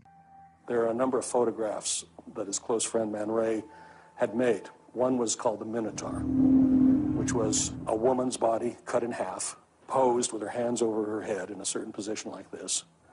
And the Minotaur, of course, was the beast, the monster from the labyrinth who devoured maidens. But the most unsettling details were never fully published. Carved into her face was the same iconic and disturbingly wide Joker grin, now popularized by A Dark Knight. New revelations in the case lead most researchers to believe the crime was committed by prominent doctor and underground abortionist at the time, George Hodel. Hodel's son, an LA homicide detective himself, confirms his father was the killer based on personal evidence and the case file. Come up with the fact that my father, Dr. George Hill Hodel, was the killer. The police at the time suppressed a full investigation into Hodel. But why? Could there be a wider conspiracy beyond just a lone psychotic? George Hodell's daughter, Tamar Hodell, accused her father of incest, mind control, underage orgies, and Luciferian philosophies. Basically, Dad's arrested and has a trial, 3-week trial. The jury comes back with a kind of a 45-minute OJ verdict and said not guilty. And this is despite the fact that we had 3 adult witnesses present in the bedroom during the acts, actually participated, involved in it. Many researchers now believe Hodell was working in tandem with a secret group of wealthy and powerful elites. Of course, Mom's connections, because she was married so long to John Huston, a lot of film people. Mom was a screenwriter. So lots of movie people were friends with my father, and he had all kinds of connections in the Hollywood filmdom as well as all over, power politics. In his book, Weird Scenes Inside the Canyon, researcher Dave McGowan concludes that the Black Dahlia was recruited as a ritualistic sacrifice by members of an elite cult engaged in satanic practices. But Hollywood's macabre history of ritual murder doesn't end there. 1 year after completing his eerily prophetic film Rosemary's Baby, Roman Polanski's pregnant wife, the actress Sharon Tate, is found slain in a gruesome murder done at the hands of Charles Manson's demonic family. Could Tate's murder have been part of some type of sacrifice? The testimony of Illuminati occultist and whistleblower John Todd supports those allegations. They were rolled up. They were a contract. He was paid to do it. Tate was breaking away. Her husband knew about it. Her husband went over to establish an alibi in Europe. The money came down. $50,000 came down from Toronto to New Orleans, and poor Manson only got $2,000 of it by the time it went through all the sticky fingers. But that's what the Tate killings were about. The others just happened to be there. She wanted out, and you don't get out. And her mistake was she was having a baby, and she didn't want the baby raised up in it, and she wanted out. Her baby was what she cared about, and that's the information that I have on it. I belong to the New Orleans branch, and he was called a field disciple or an evangelist from the New Orleans branch of process. Tate's face was also slashed, forming a smile similar to that found on the Black Dahlia. Say 6 months after the murders, you're in the Alps and consorting with these girls from the finishing school and so on. I mean, I could see how you would sort of try to lose yourself like that, but is it wise to say so? Yes, it is wise to say so. Why not? Why wouldn't it be wise to say so? That's the way it was. That's the way it is, I mean, just different people have different way of seeing life and relationships. The history of ritual sacrifice among Hollywood establishment has led some researchers to speculate that certain levels require a blood sacrifice from their initiates. When you want to operate in that $20 million club and higher, $100 million club where these brothers were operating in, you got to pay the price. You got to bond yourself to these people forever. You have to sacrifice. You have to cause death and suffering. And when you cause death and suffering, it's accredited to you, and that's more power that you get. According to one article, superstardom is reserved for those who take part in murder of a lover, parent, or sibling. Many see a familiar pattern among celebrities, in which a family member or close friend will die tragically or mysteriously, after which their career seems to take off. Jennifer Hudson wanted to be up in that space. Yep, her family got taken out on some ritual killings.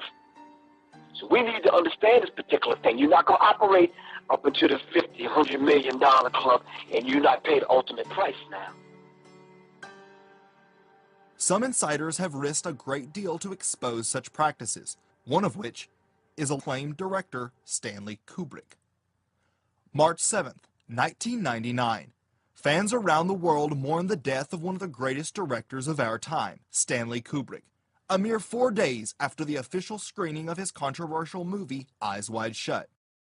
Researchers believe Kubrick's death was no accident, and that the filmmaker was murdered for unveiling what truly takes place within the Illuminati. Then I went to technical services, where I was in charge of finding documents that you don't find in libraries, like like where you put explosives on a bridge. Where's the best place to put an explosive on a bridge? And what kind of explosive do you have to get that goes underwater without it, destroying its effectiveness?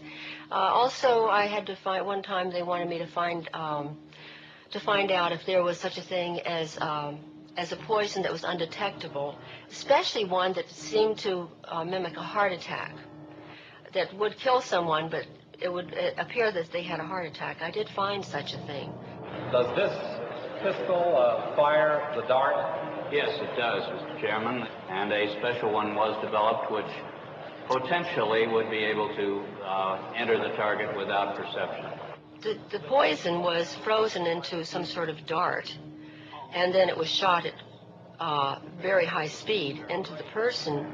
So when it reached the person, it would melt inside them, and the only thing would be like one little tiny red dot on their body, which was hard to detect. There wouldn't be a needle left or anything like that in the person. But also the toxin itself would not appear in the autopsy? Yes, so that there was no way of perceiving that the target was him. Researchers also believe the movie we see today is a significantly edited version of what Kubrick wanted the audience to see. But what could be so revealing as to result in the filmmaker being murdered?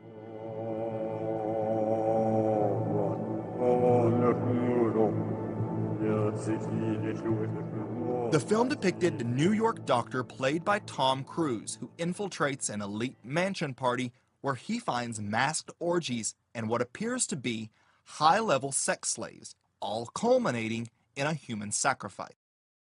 When Cruise's character presses to find out who was at the party, he is told, "If I told you their names, I don't think you'd sleep so well." What made the film particularly dangerous to the elite was not so much its portrayal of powerful men having kinky sex, but the fact that it alluded to the much darker, ritualistic sex magic and sacrifice motivating this behavior. Whether or not Kubrick was murdered for his dramatic expose, ritualistic sexual exploitation and human sacrifice is certainly a recurring theme among the higher echelons of Hollywood's elite. With all its bizarre activity and lurid scandals, the fact that Hollywood has a dark side should come as little surprise to most. However, its occult underbelly is still lesser known. Stories continue to surface of sex scandals, murder, and satanic ritual abuse, with none of the pieces ever being put together. What you see from the outside is only the tip of the iceberg. But, it goes deep. You see satanic rituals happening. You hear about them from friends. There are culty organizations springing up left and right. People join up with organizations that may not be beneficial for them. Today, decades after Anton LaVey went around luring celebrities like Sammy Davis Jr. and Jane Mansfield into his satanic church, the influence of the dark occult is still as present as ever in Hollywood. There's a bunch of devil worshipers in Hollywood. And there's a lot of black of them. There's a lot of black folks, too. And they be throwing up them signs. You see them? This, that, all of them. Watch the rappers. Watch them folks. It's scary.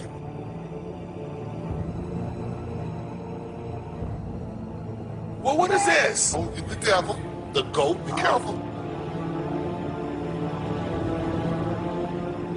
It's very scary. That devil is real. A strange invitation to something called a spirit cooking dinner in the Podesta WikiLeaks sparked internet investigations which shed light on a demented yet artistically celebrated Marina Abramovic, whose artwork consists of her mutilating herself, carving pentagrams into herself, and other such acts. This insane woman holds sick rituals she calls spirit cooking, which involve themes of Crowley Satanism, specifically cannibalism. Our next question is by Marina Abramovic. I am obsessed with this woman. She is so incredible.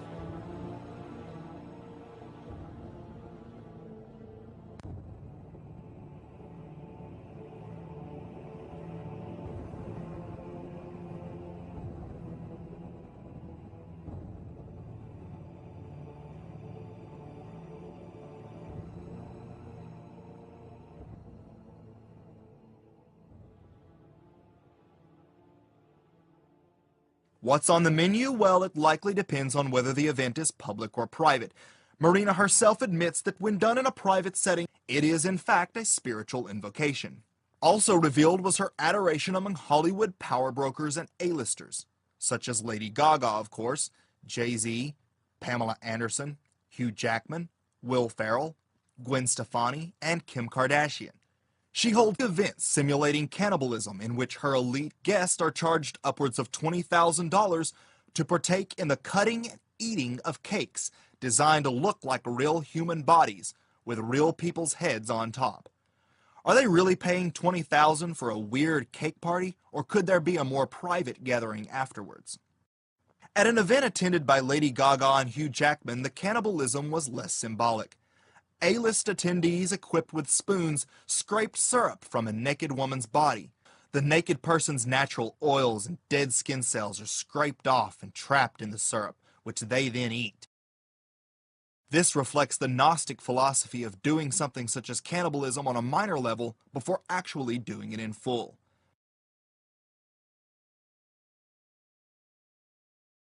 Also revealed in the Podesta WikiLeaks was the recurring use of certain words known to the FBI as child trafficking code words. These revelations shed new light on child trafficking among the elite, and Hollywood has its own dark secret hiding practically in the open. In recent years, it has become apparent that there is an organized pedophile ring operating at the highest levels of Hollywood, involving powerful moguls and A-listers.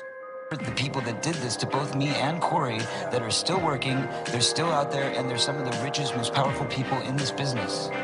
When we return, the disturbing underbelly Hollywood doesn't want you to see. It's the big secret. Well, Nicole Kidman, his daughter, had her arms crossed and she was leaning against a wall and sneering at me.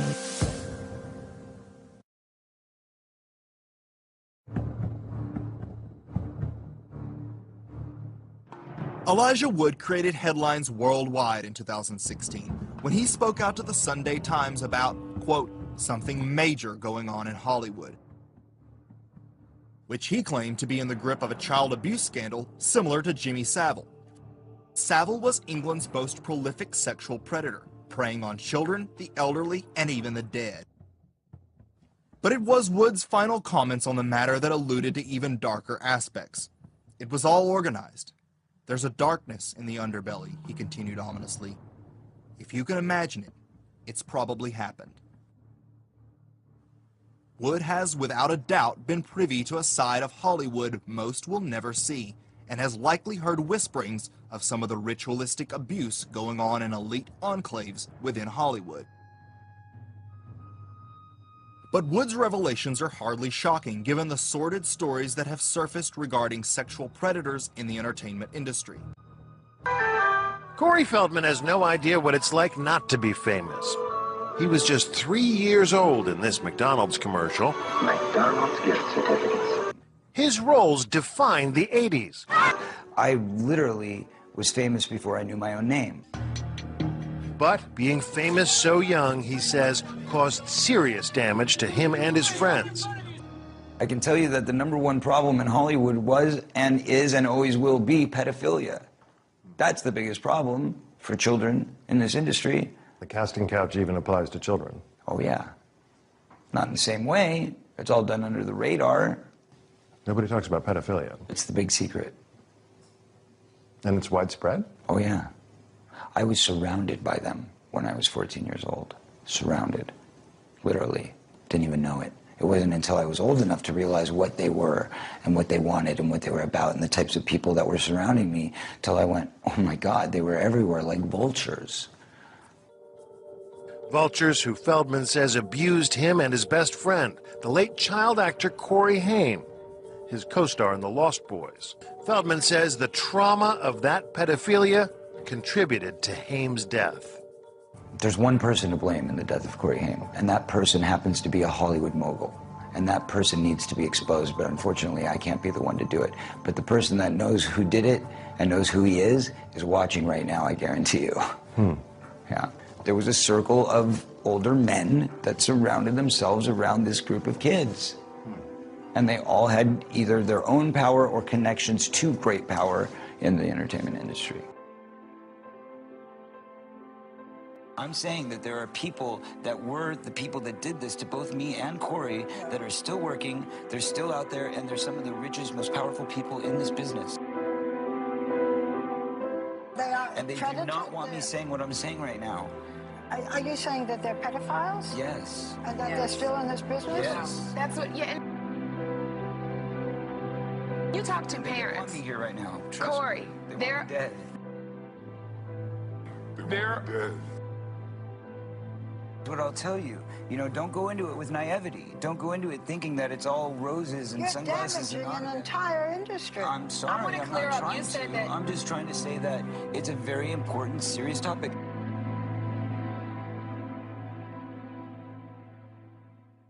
When looking at the history of child sexual abuse in Hollywood, you see a systemic cover-up reminiscent of the Catholic Church scandal. Many in the entertainment industry knew Haim and Feldman were being abused, and no one spoke up or did anything to stop it. People talked about it like it was no big deal, admitted Little House on the Prairie star Allison Ingram. The word was they were being given drugs and being used for sex. It was awful. These were kids, she said. Ingram's last bit of information about the children being drugged should sound familiar to those aware of Roman Polanski's drugging and rape of a 13-year-old girl. The acclaimed director fled to Europe after admitting to plying the young girl with Quaalude and having sex with her. 13-year-old girl, where he had sexual intercourse with her, sodomized her, gave her drugs, gave her alcohol. He got off with nothing. Nevertheless, the Hollywood establishment remains enamored with Polanski and want him to return. And the Oscar goes to Roman Polanski.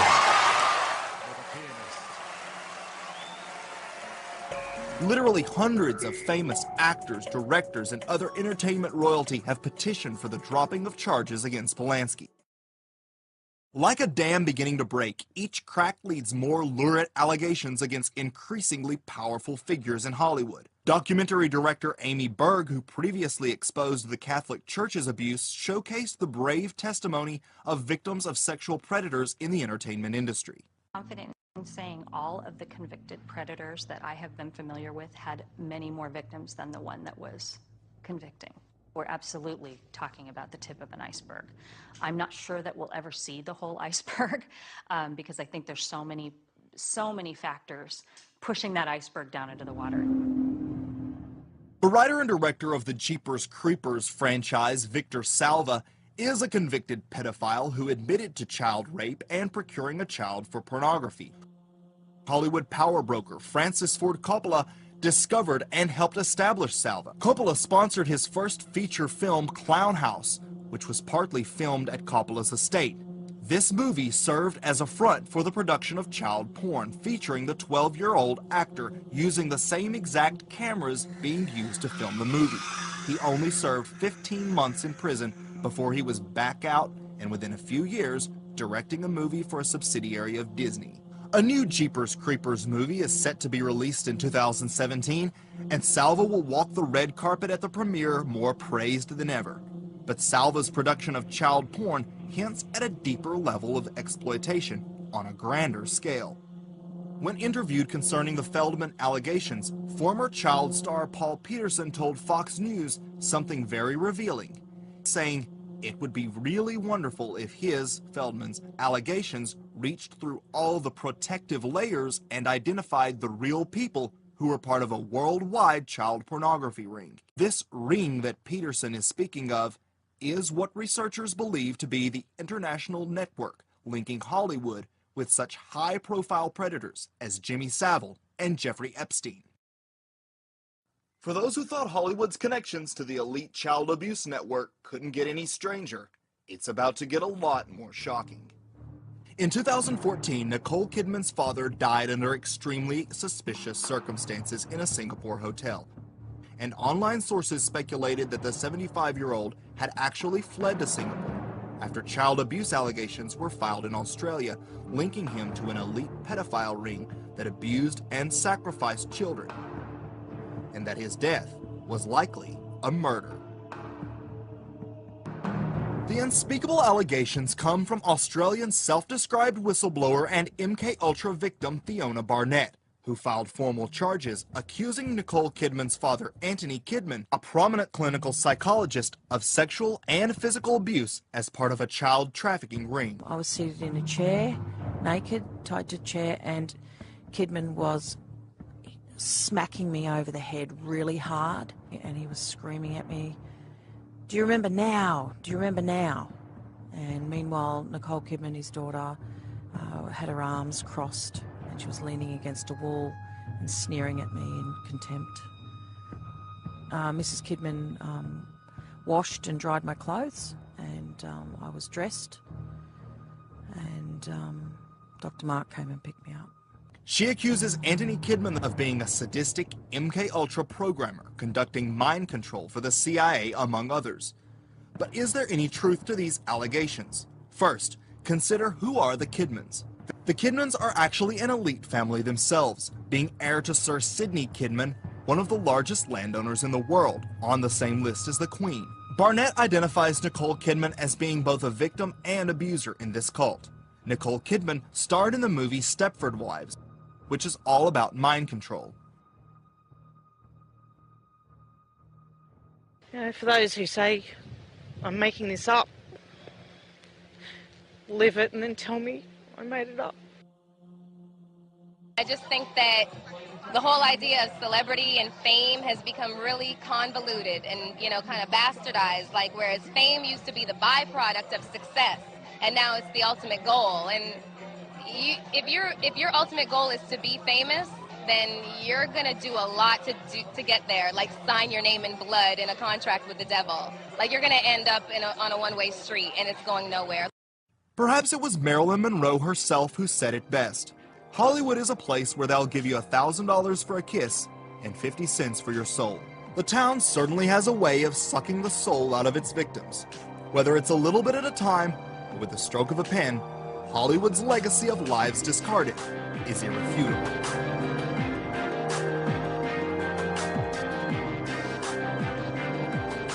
Thanks for watching. Be sure to subscribe and check out my other documentaries. Have your own theory or entertainment industry story to tell? You know, so on the one hand, I'm glad that the Hollywood side of it's ending. But what people got to understand is it's not just Hollywood either. And it's not just stars, fame, fortune, rich people. From where I'm at here in Illinois, and I'm not saying I was some good-looking child or something. I was just an innocent kid with a big smile, and I was a poor kid. And when you're poor around here, you're a target. There's so many creeps, you just don't even believe it, and it comes at you all your life. And I couldn't even begin to tell you how many times I was targeted from the time I was child to even going into an adult, being an adult, just non-stop. It was baffling to me, really, how many times I've been actually, what's the word, where someone makes an offer to you. I can't think of the word.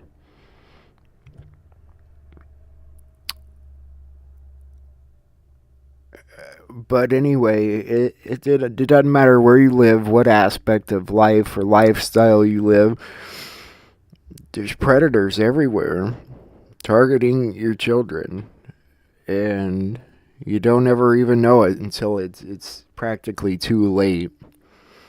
That stuff with Hollywood, it's baffling right there, and I'm glad it's a chapter we're putting to an end. Thank God for that. I want to show one more video, I think, here before I go. So I'm going to come back on tonight. See what kind of more news is going on, but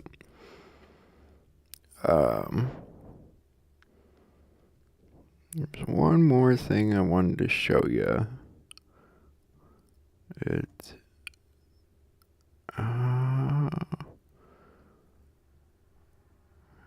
course. I can never find anything when I want it. It's, why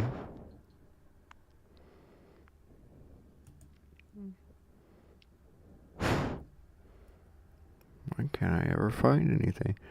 It had to do with Hillary Clinton.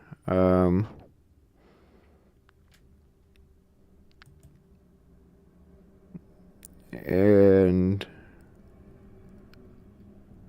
I don't know, maybe it's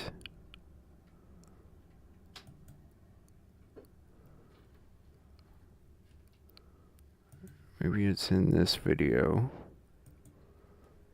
I can't remember where it is. It was a terrible thought, but one that I couldn't avoid anymore.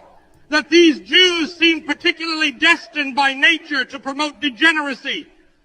Acting like a sewage pump, they were spewing their filth directly in the face of humanity. Is this really what it means to be chosen by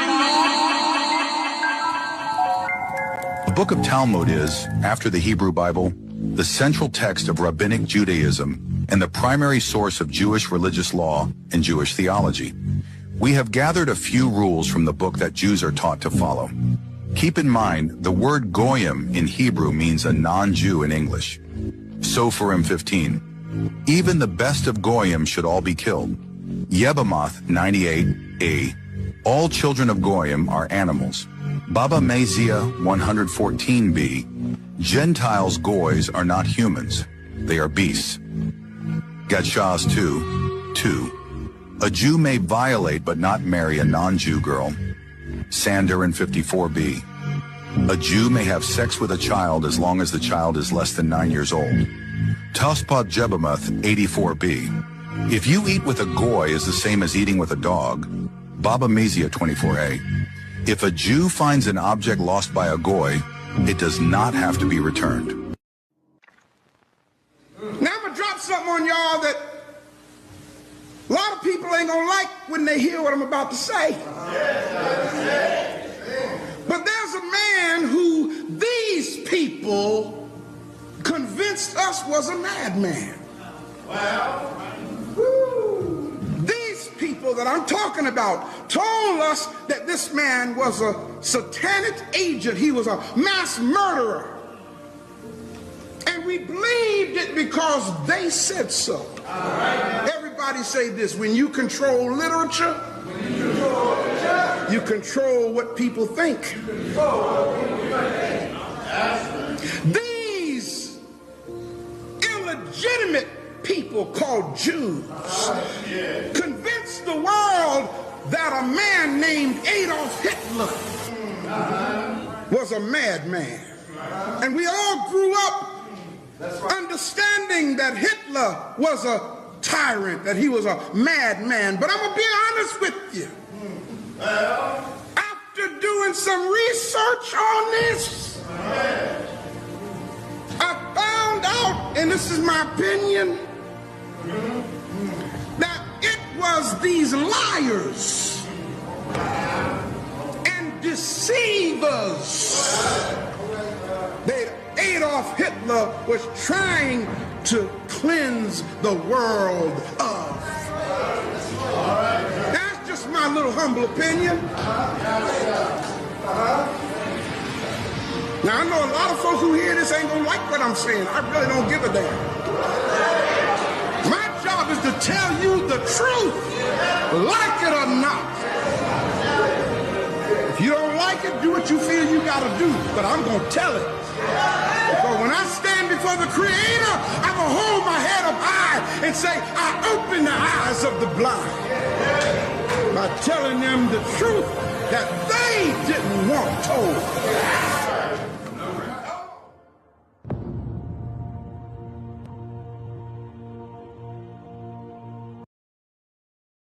Okay, wasn't the video I was looking for. I might have found it. I have one more video I forgot about. I'll put it on real quick. Damn it. We'll see. I've always been good at finding patterns. And the closer I get to this topic, the more receptive I become to a new kind of language. One that speaks to the darkest parts of my soul. Like, what would your last meal be? Oh, brother, probably a fully loaded deep dish pizza. I love all kinds of pizza. Yeah. That's when this feeling of delusion sinks into my bones. Surely this clip of Hillary Clinton saying she loves pizza is just that, and nothing more. But I'd be lying if I didn't admit that a part of me, sometimes a large part of me, begins to consider the notion that what the former Secretary of State is doing here is talking to us. I love all kinds of pizza. Yeah. And by us, I mean those who fully grok the scale of this topic completely. Hillary, you are next. Name the most mischievous thing Chelsea did as a teenager in the White House. My answer was order pizza, and here's what I mean by that. Chelsea, your mother often babysits for you. What does she do that you don't approve of? Pizza for lunch and dinner every day. That's it, you scored a point. Hold on. Okay. I think the ultra-wealthy and the high class among us are infatuated with symbolism. And since probing into this issue, I now see the world with new eyes. Because for better or worse, I've opened a doorway in my mind which now notices their motifs. Q infamously said, their symbolism will be their downfall. But does this still feel true for anyone? Is it possible their symbology is more for us than them? A vehicle of sorts, driving us to change the way we think, or to, quote, reset into new paradigms. All I'm saying is, I didn't used to think this way, and I sometimes find it difficult to see how it's an improvement. I used to be able to watch a Disney movie, for example, without picking up on the endless Masonic emblems strewn throughout, or the blatant metaphors, in the case of Pinocchio, to a kind of Epstein Island. I'm collecting stupid little boys. Stupid little boys. And I take them to Pleasure Island. Sometimes I wish I could close the door, but I know I can't. I've discovered something new. This is the patterns of the cabal. The first example is not directly related to human trafficking, but in my view, they remain relevant in how they point to patterns among the elite class. But do the apparent patterns we think we're discovering ultimately have a benign explanation? Are these images showing a genuine motif of Masonic influence?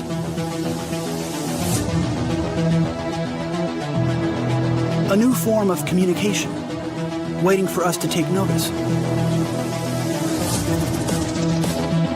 Or are we applying meaning to something that doesn't exist?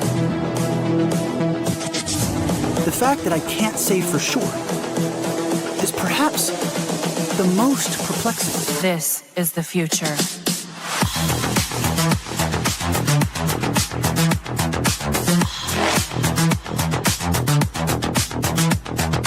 Evolution.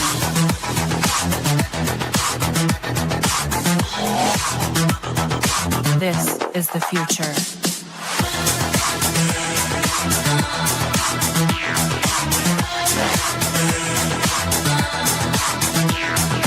Evolution.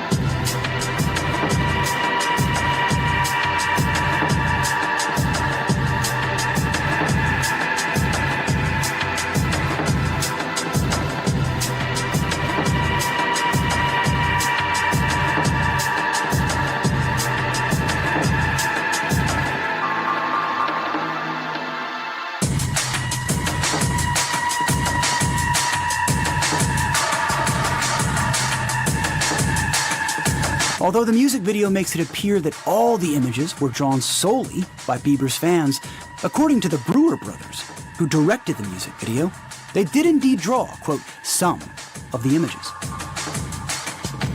Which drawings do you think were created by the Brewer brothers.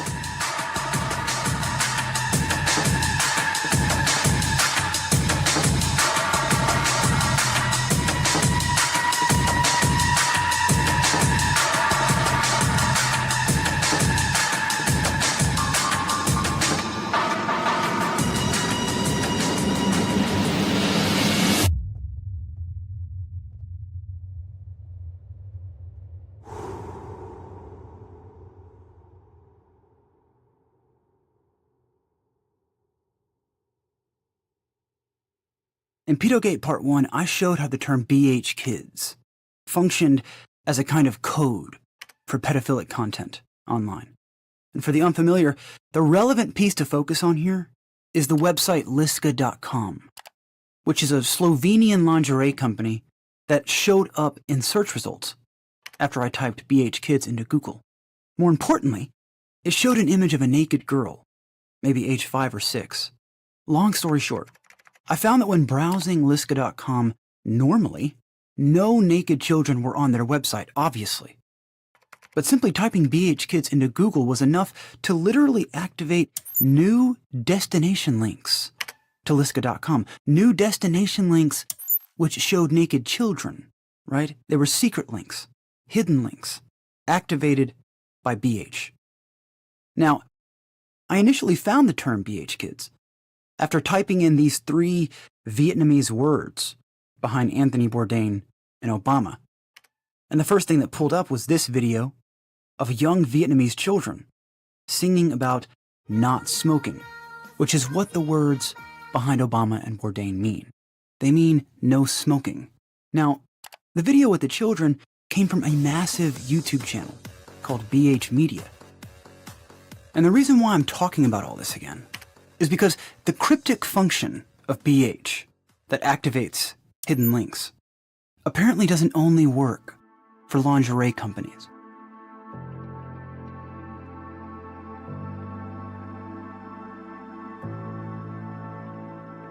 That is gorgeous. Can you paint like that? The Brookview House in Boston, Massachusetts is a non-profit organization that provides living solutions for homeless children.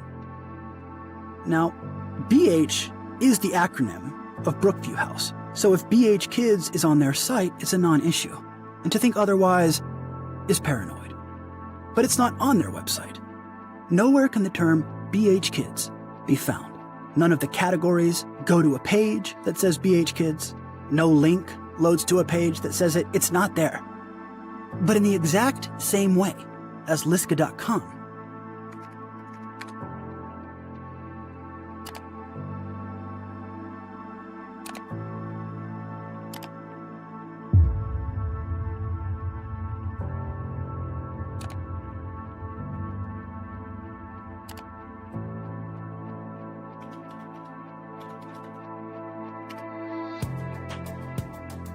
the good news is that it shows nothing indecent. The bad news is their website hides the page associated with the term BH Kids, then reveals it in the same way as what is arguably a website that shows child pornography. It could, of course, be a coincidence. The president and CEO of Brookview House is Deborah Hughes. And I invite you to join us and help us create this movement. Thank you.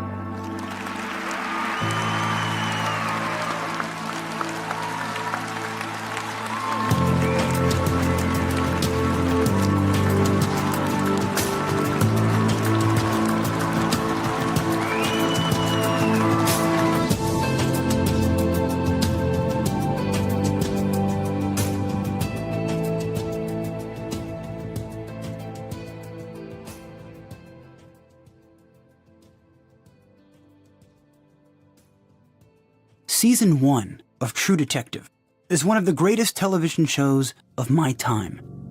It follows 2 operatives investigating an alleged satanic cult thought to involve top law enforcement officials complicit in the cover-up of child sexual abuse and human trafficking. The creators chose to emphasize the demonic cult with this symbol. an obvious allusion to the actual pedophile symbol seen here in FBI documents. Documents which were present in episode 6 in the 3rd season of True Detective, which was called The Crooked Spiral. Dolls are used as signifiers in the human trafficking underground. Like this blue spiral, it's code for pedophiles. Season 1 of True Detective works so well because it knows so much about its subject's nature. In my view, only someone with knowledge of the symbolic patterns and behaviors could make a show which continually got right the details. This pedophile symbol is often mistaken as a, quote, circle, when it's actually a derivation of the original spirangle. The relevant shape for this symbol remains triangular, but it's subtle, almost circular, but not quite. One could argue that this level of detail toward the symbolism of pedophile groups could potentially come from a deeper understanding than most of us. An understanding of what these cults seemingly convey to us. What you're about to see is the opening scene of True Detective Season 1. Let me know if anything sticks out to you. The occult, ritual, murder. You thank the advertiser for that. Could you hold off on... Can't do that here no more. Huh? Oh, you assholes. You want to hear this or not?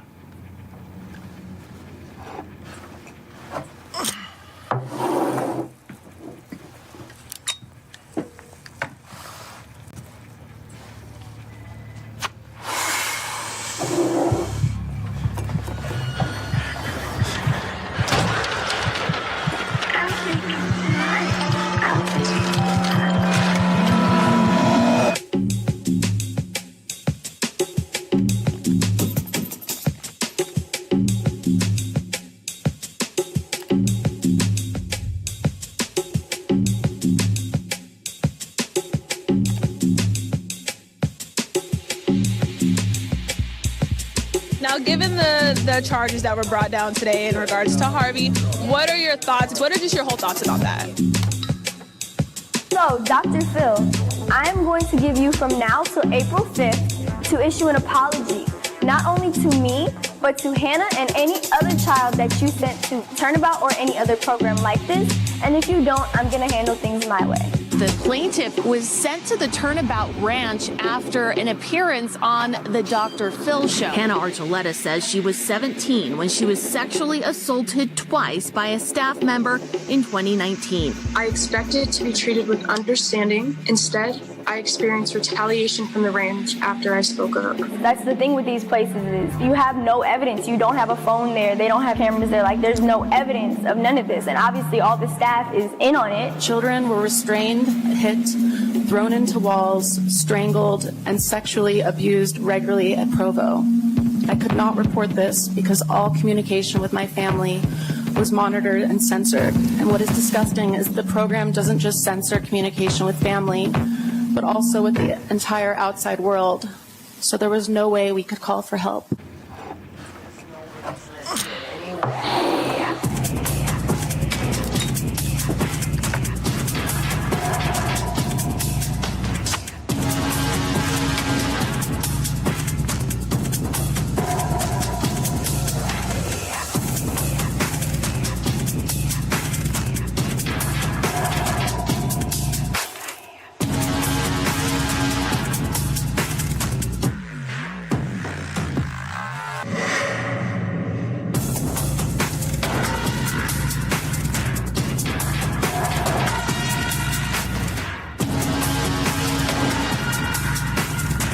In Pedogate Part 2, many criticized my inclusion of Donnie Wahlberg, who, being part of the boy band New Kids on the Block, refers to his fans as blockheads. But he actually never uses the term blockheads. Instead, he abbreviates it with BH.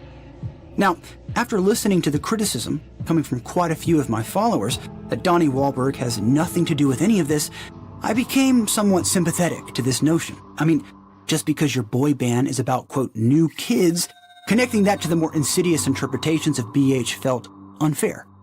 My sympathies toward this rebuke, however, were challenged within the first few seconds of inquiry.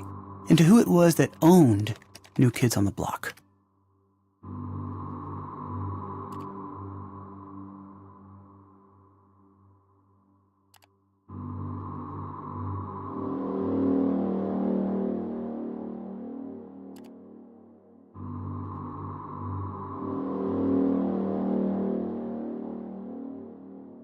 I'm not precisely sure as to the true nature of BH, or the enigmatic pedophile spiral, or the possibility that an elite cult of child sacrifice exists among us today. But sometimes, when I'm in a certain mood, and the timing is just so, I get this sense that my deepest suspicions about the nature of evil in this world are true. But then this notion fades, and I have doubts. Deep doubts that I merely live in a reality of my own creation, never noticing, only imagining. After a while, my thoughts form an equilibrium, a balancing act. Things get back to normal, until a new pattern reveals itself to me, and I'm left questioning everything all over again. A new cycle of ornaments and arrangements that once perceived cannot be unseen.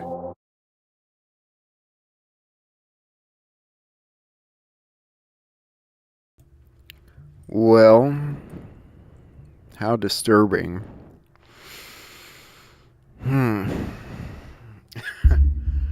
How disturbing. It's always been jokingly in everybody's faces this whole time. And it is hard to understand. It's hard to understand that there are people out there that want to hurt other people. And maybe that's,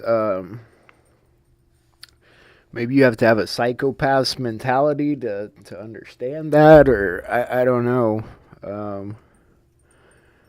I've never had a desire to want to hurt anybody or anything. I don't get it. I don't get how somebody could even sacrifice their own child for superstardom to go up a level in a satanic club, for fuck's sake, to be that much more popular and powerful. What did that, I mean, your children are your everything. They're your life, your love, your legacy,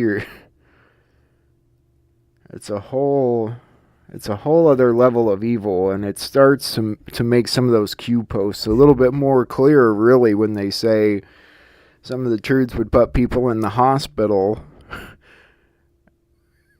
It makes it a little bit more understanding, because we're only still briefly touching the tip of the iceberg.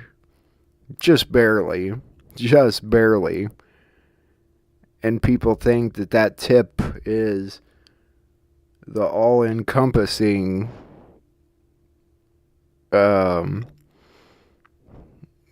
whole of it, you know. The Epstein files, Diddy files, JFK files, that's all of it. Like, this is just not even close. Pedophilia, Pizzagate, Frazzle Drip. Tip of the iceberg still. It gets hard for a lot of this without the proper context, and still, even for a person like me, I'm still pissed about what they've done knowledge-wise. You know, everything we thought we knew has been flipped on its head, and it makes for some stressing days going through some of this junk. Like I said, all I ever really wanted to do was just report some honest news. And I'm trying really hard, but... And the worst part of it all is none of this stuff would have ever been possible without the news. And yes, there were some reporters that were just little mimics reading the notes on TV that didn't know the whole story.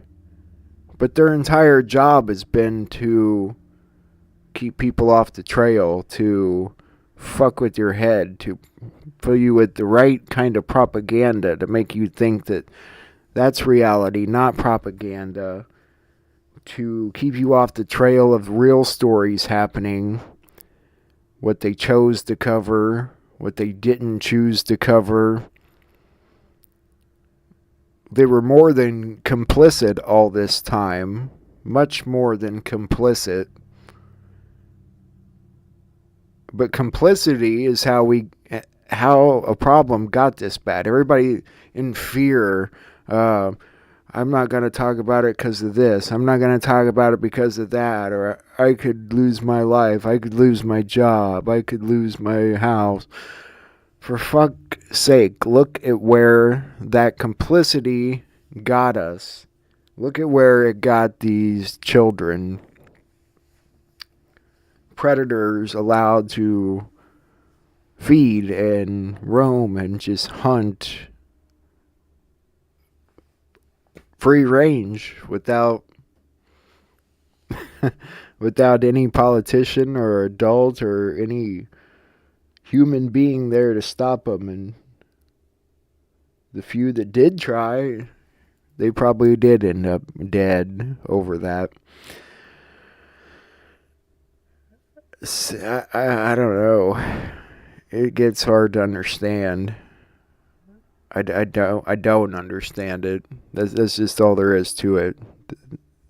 Hurting a child, the grown man sitting there like they're talking about the Nicole Kidman's dad. Tied a girl to a chair. He's supposed to be, what, a psychologist or something, helping people? For fuck's sake.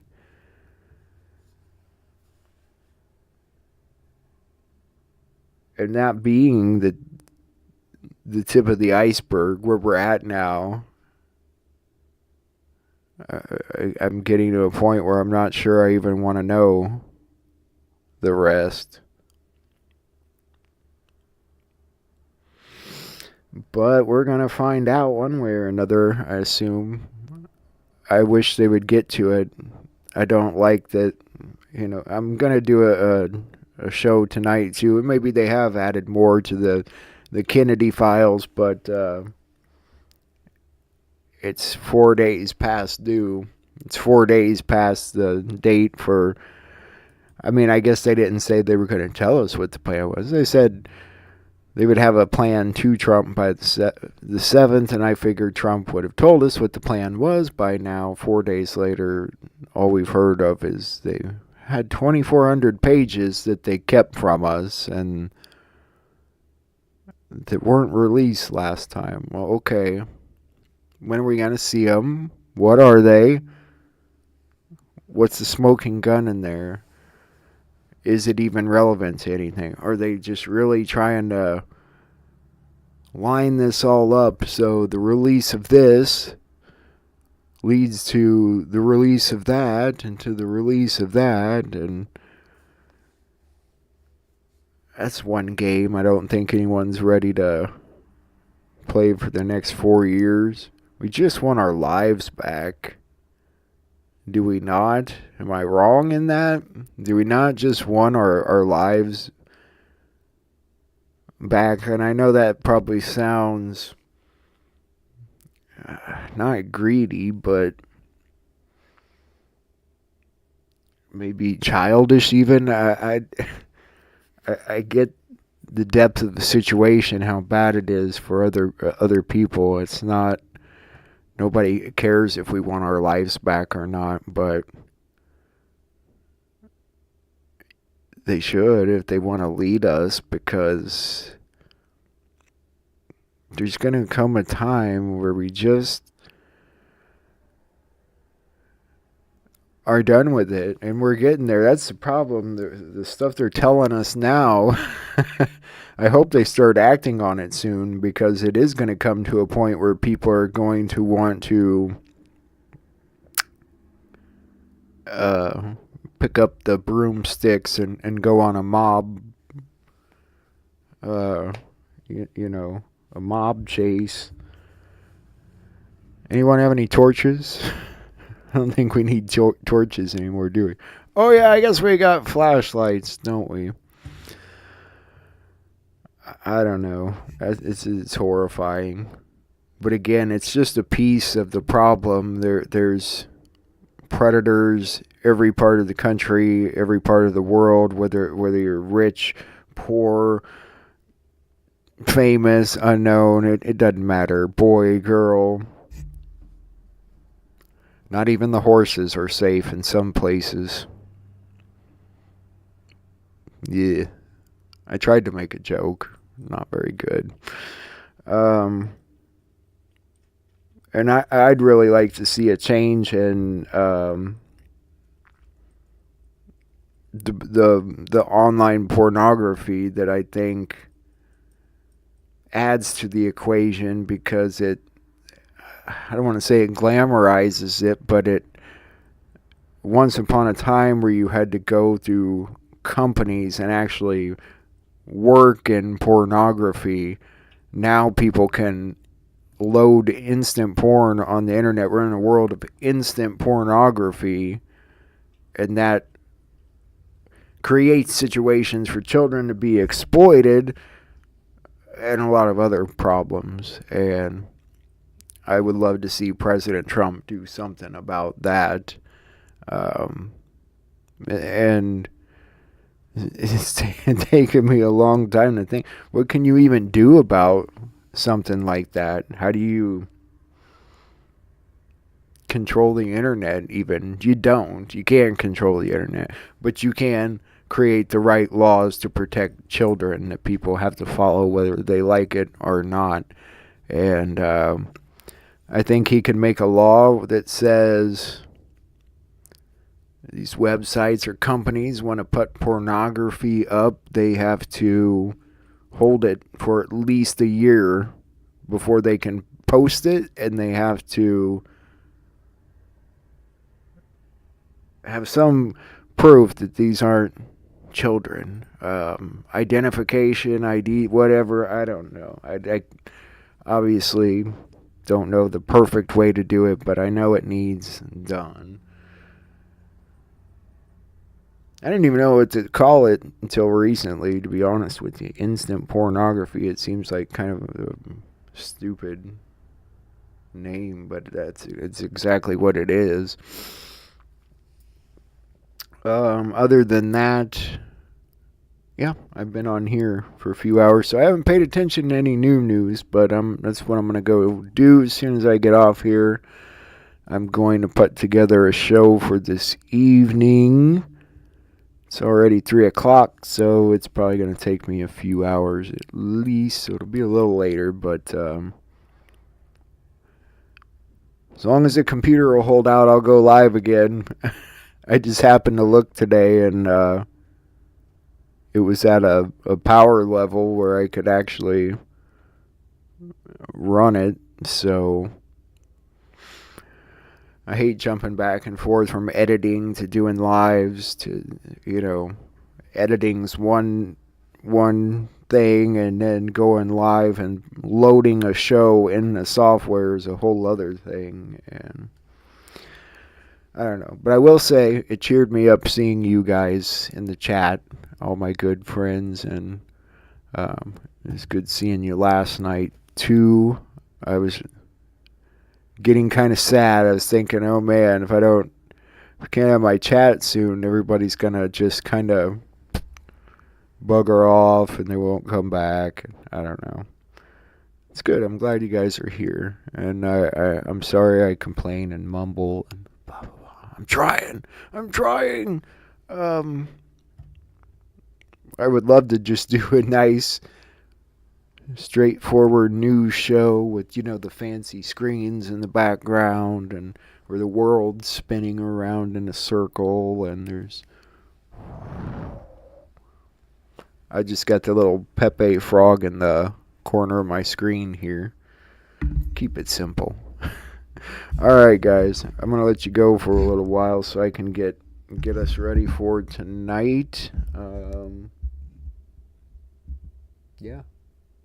Yep. I'm going to check my email, so if you think there's something we should watch for tonight or talk about, you can email me, and we will do that. I know you guys email me a lot of videos, and I haven't played much of those lately, but gets busy keeping up with it all. So anyway, much love and God bless you guys, and thank you again for being here. I hope the show's worth something to you. I just, you know, like I say, it's news in the way any man could go out and find this stuff. It's in a lot of weird different places, so I just try and gather it and show it to you guys. I'm not trying to force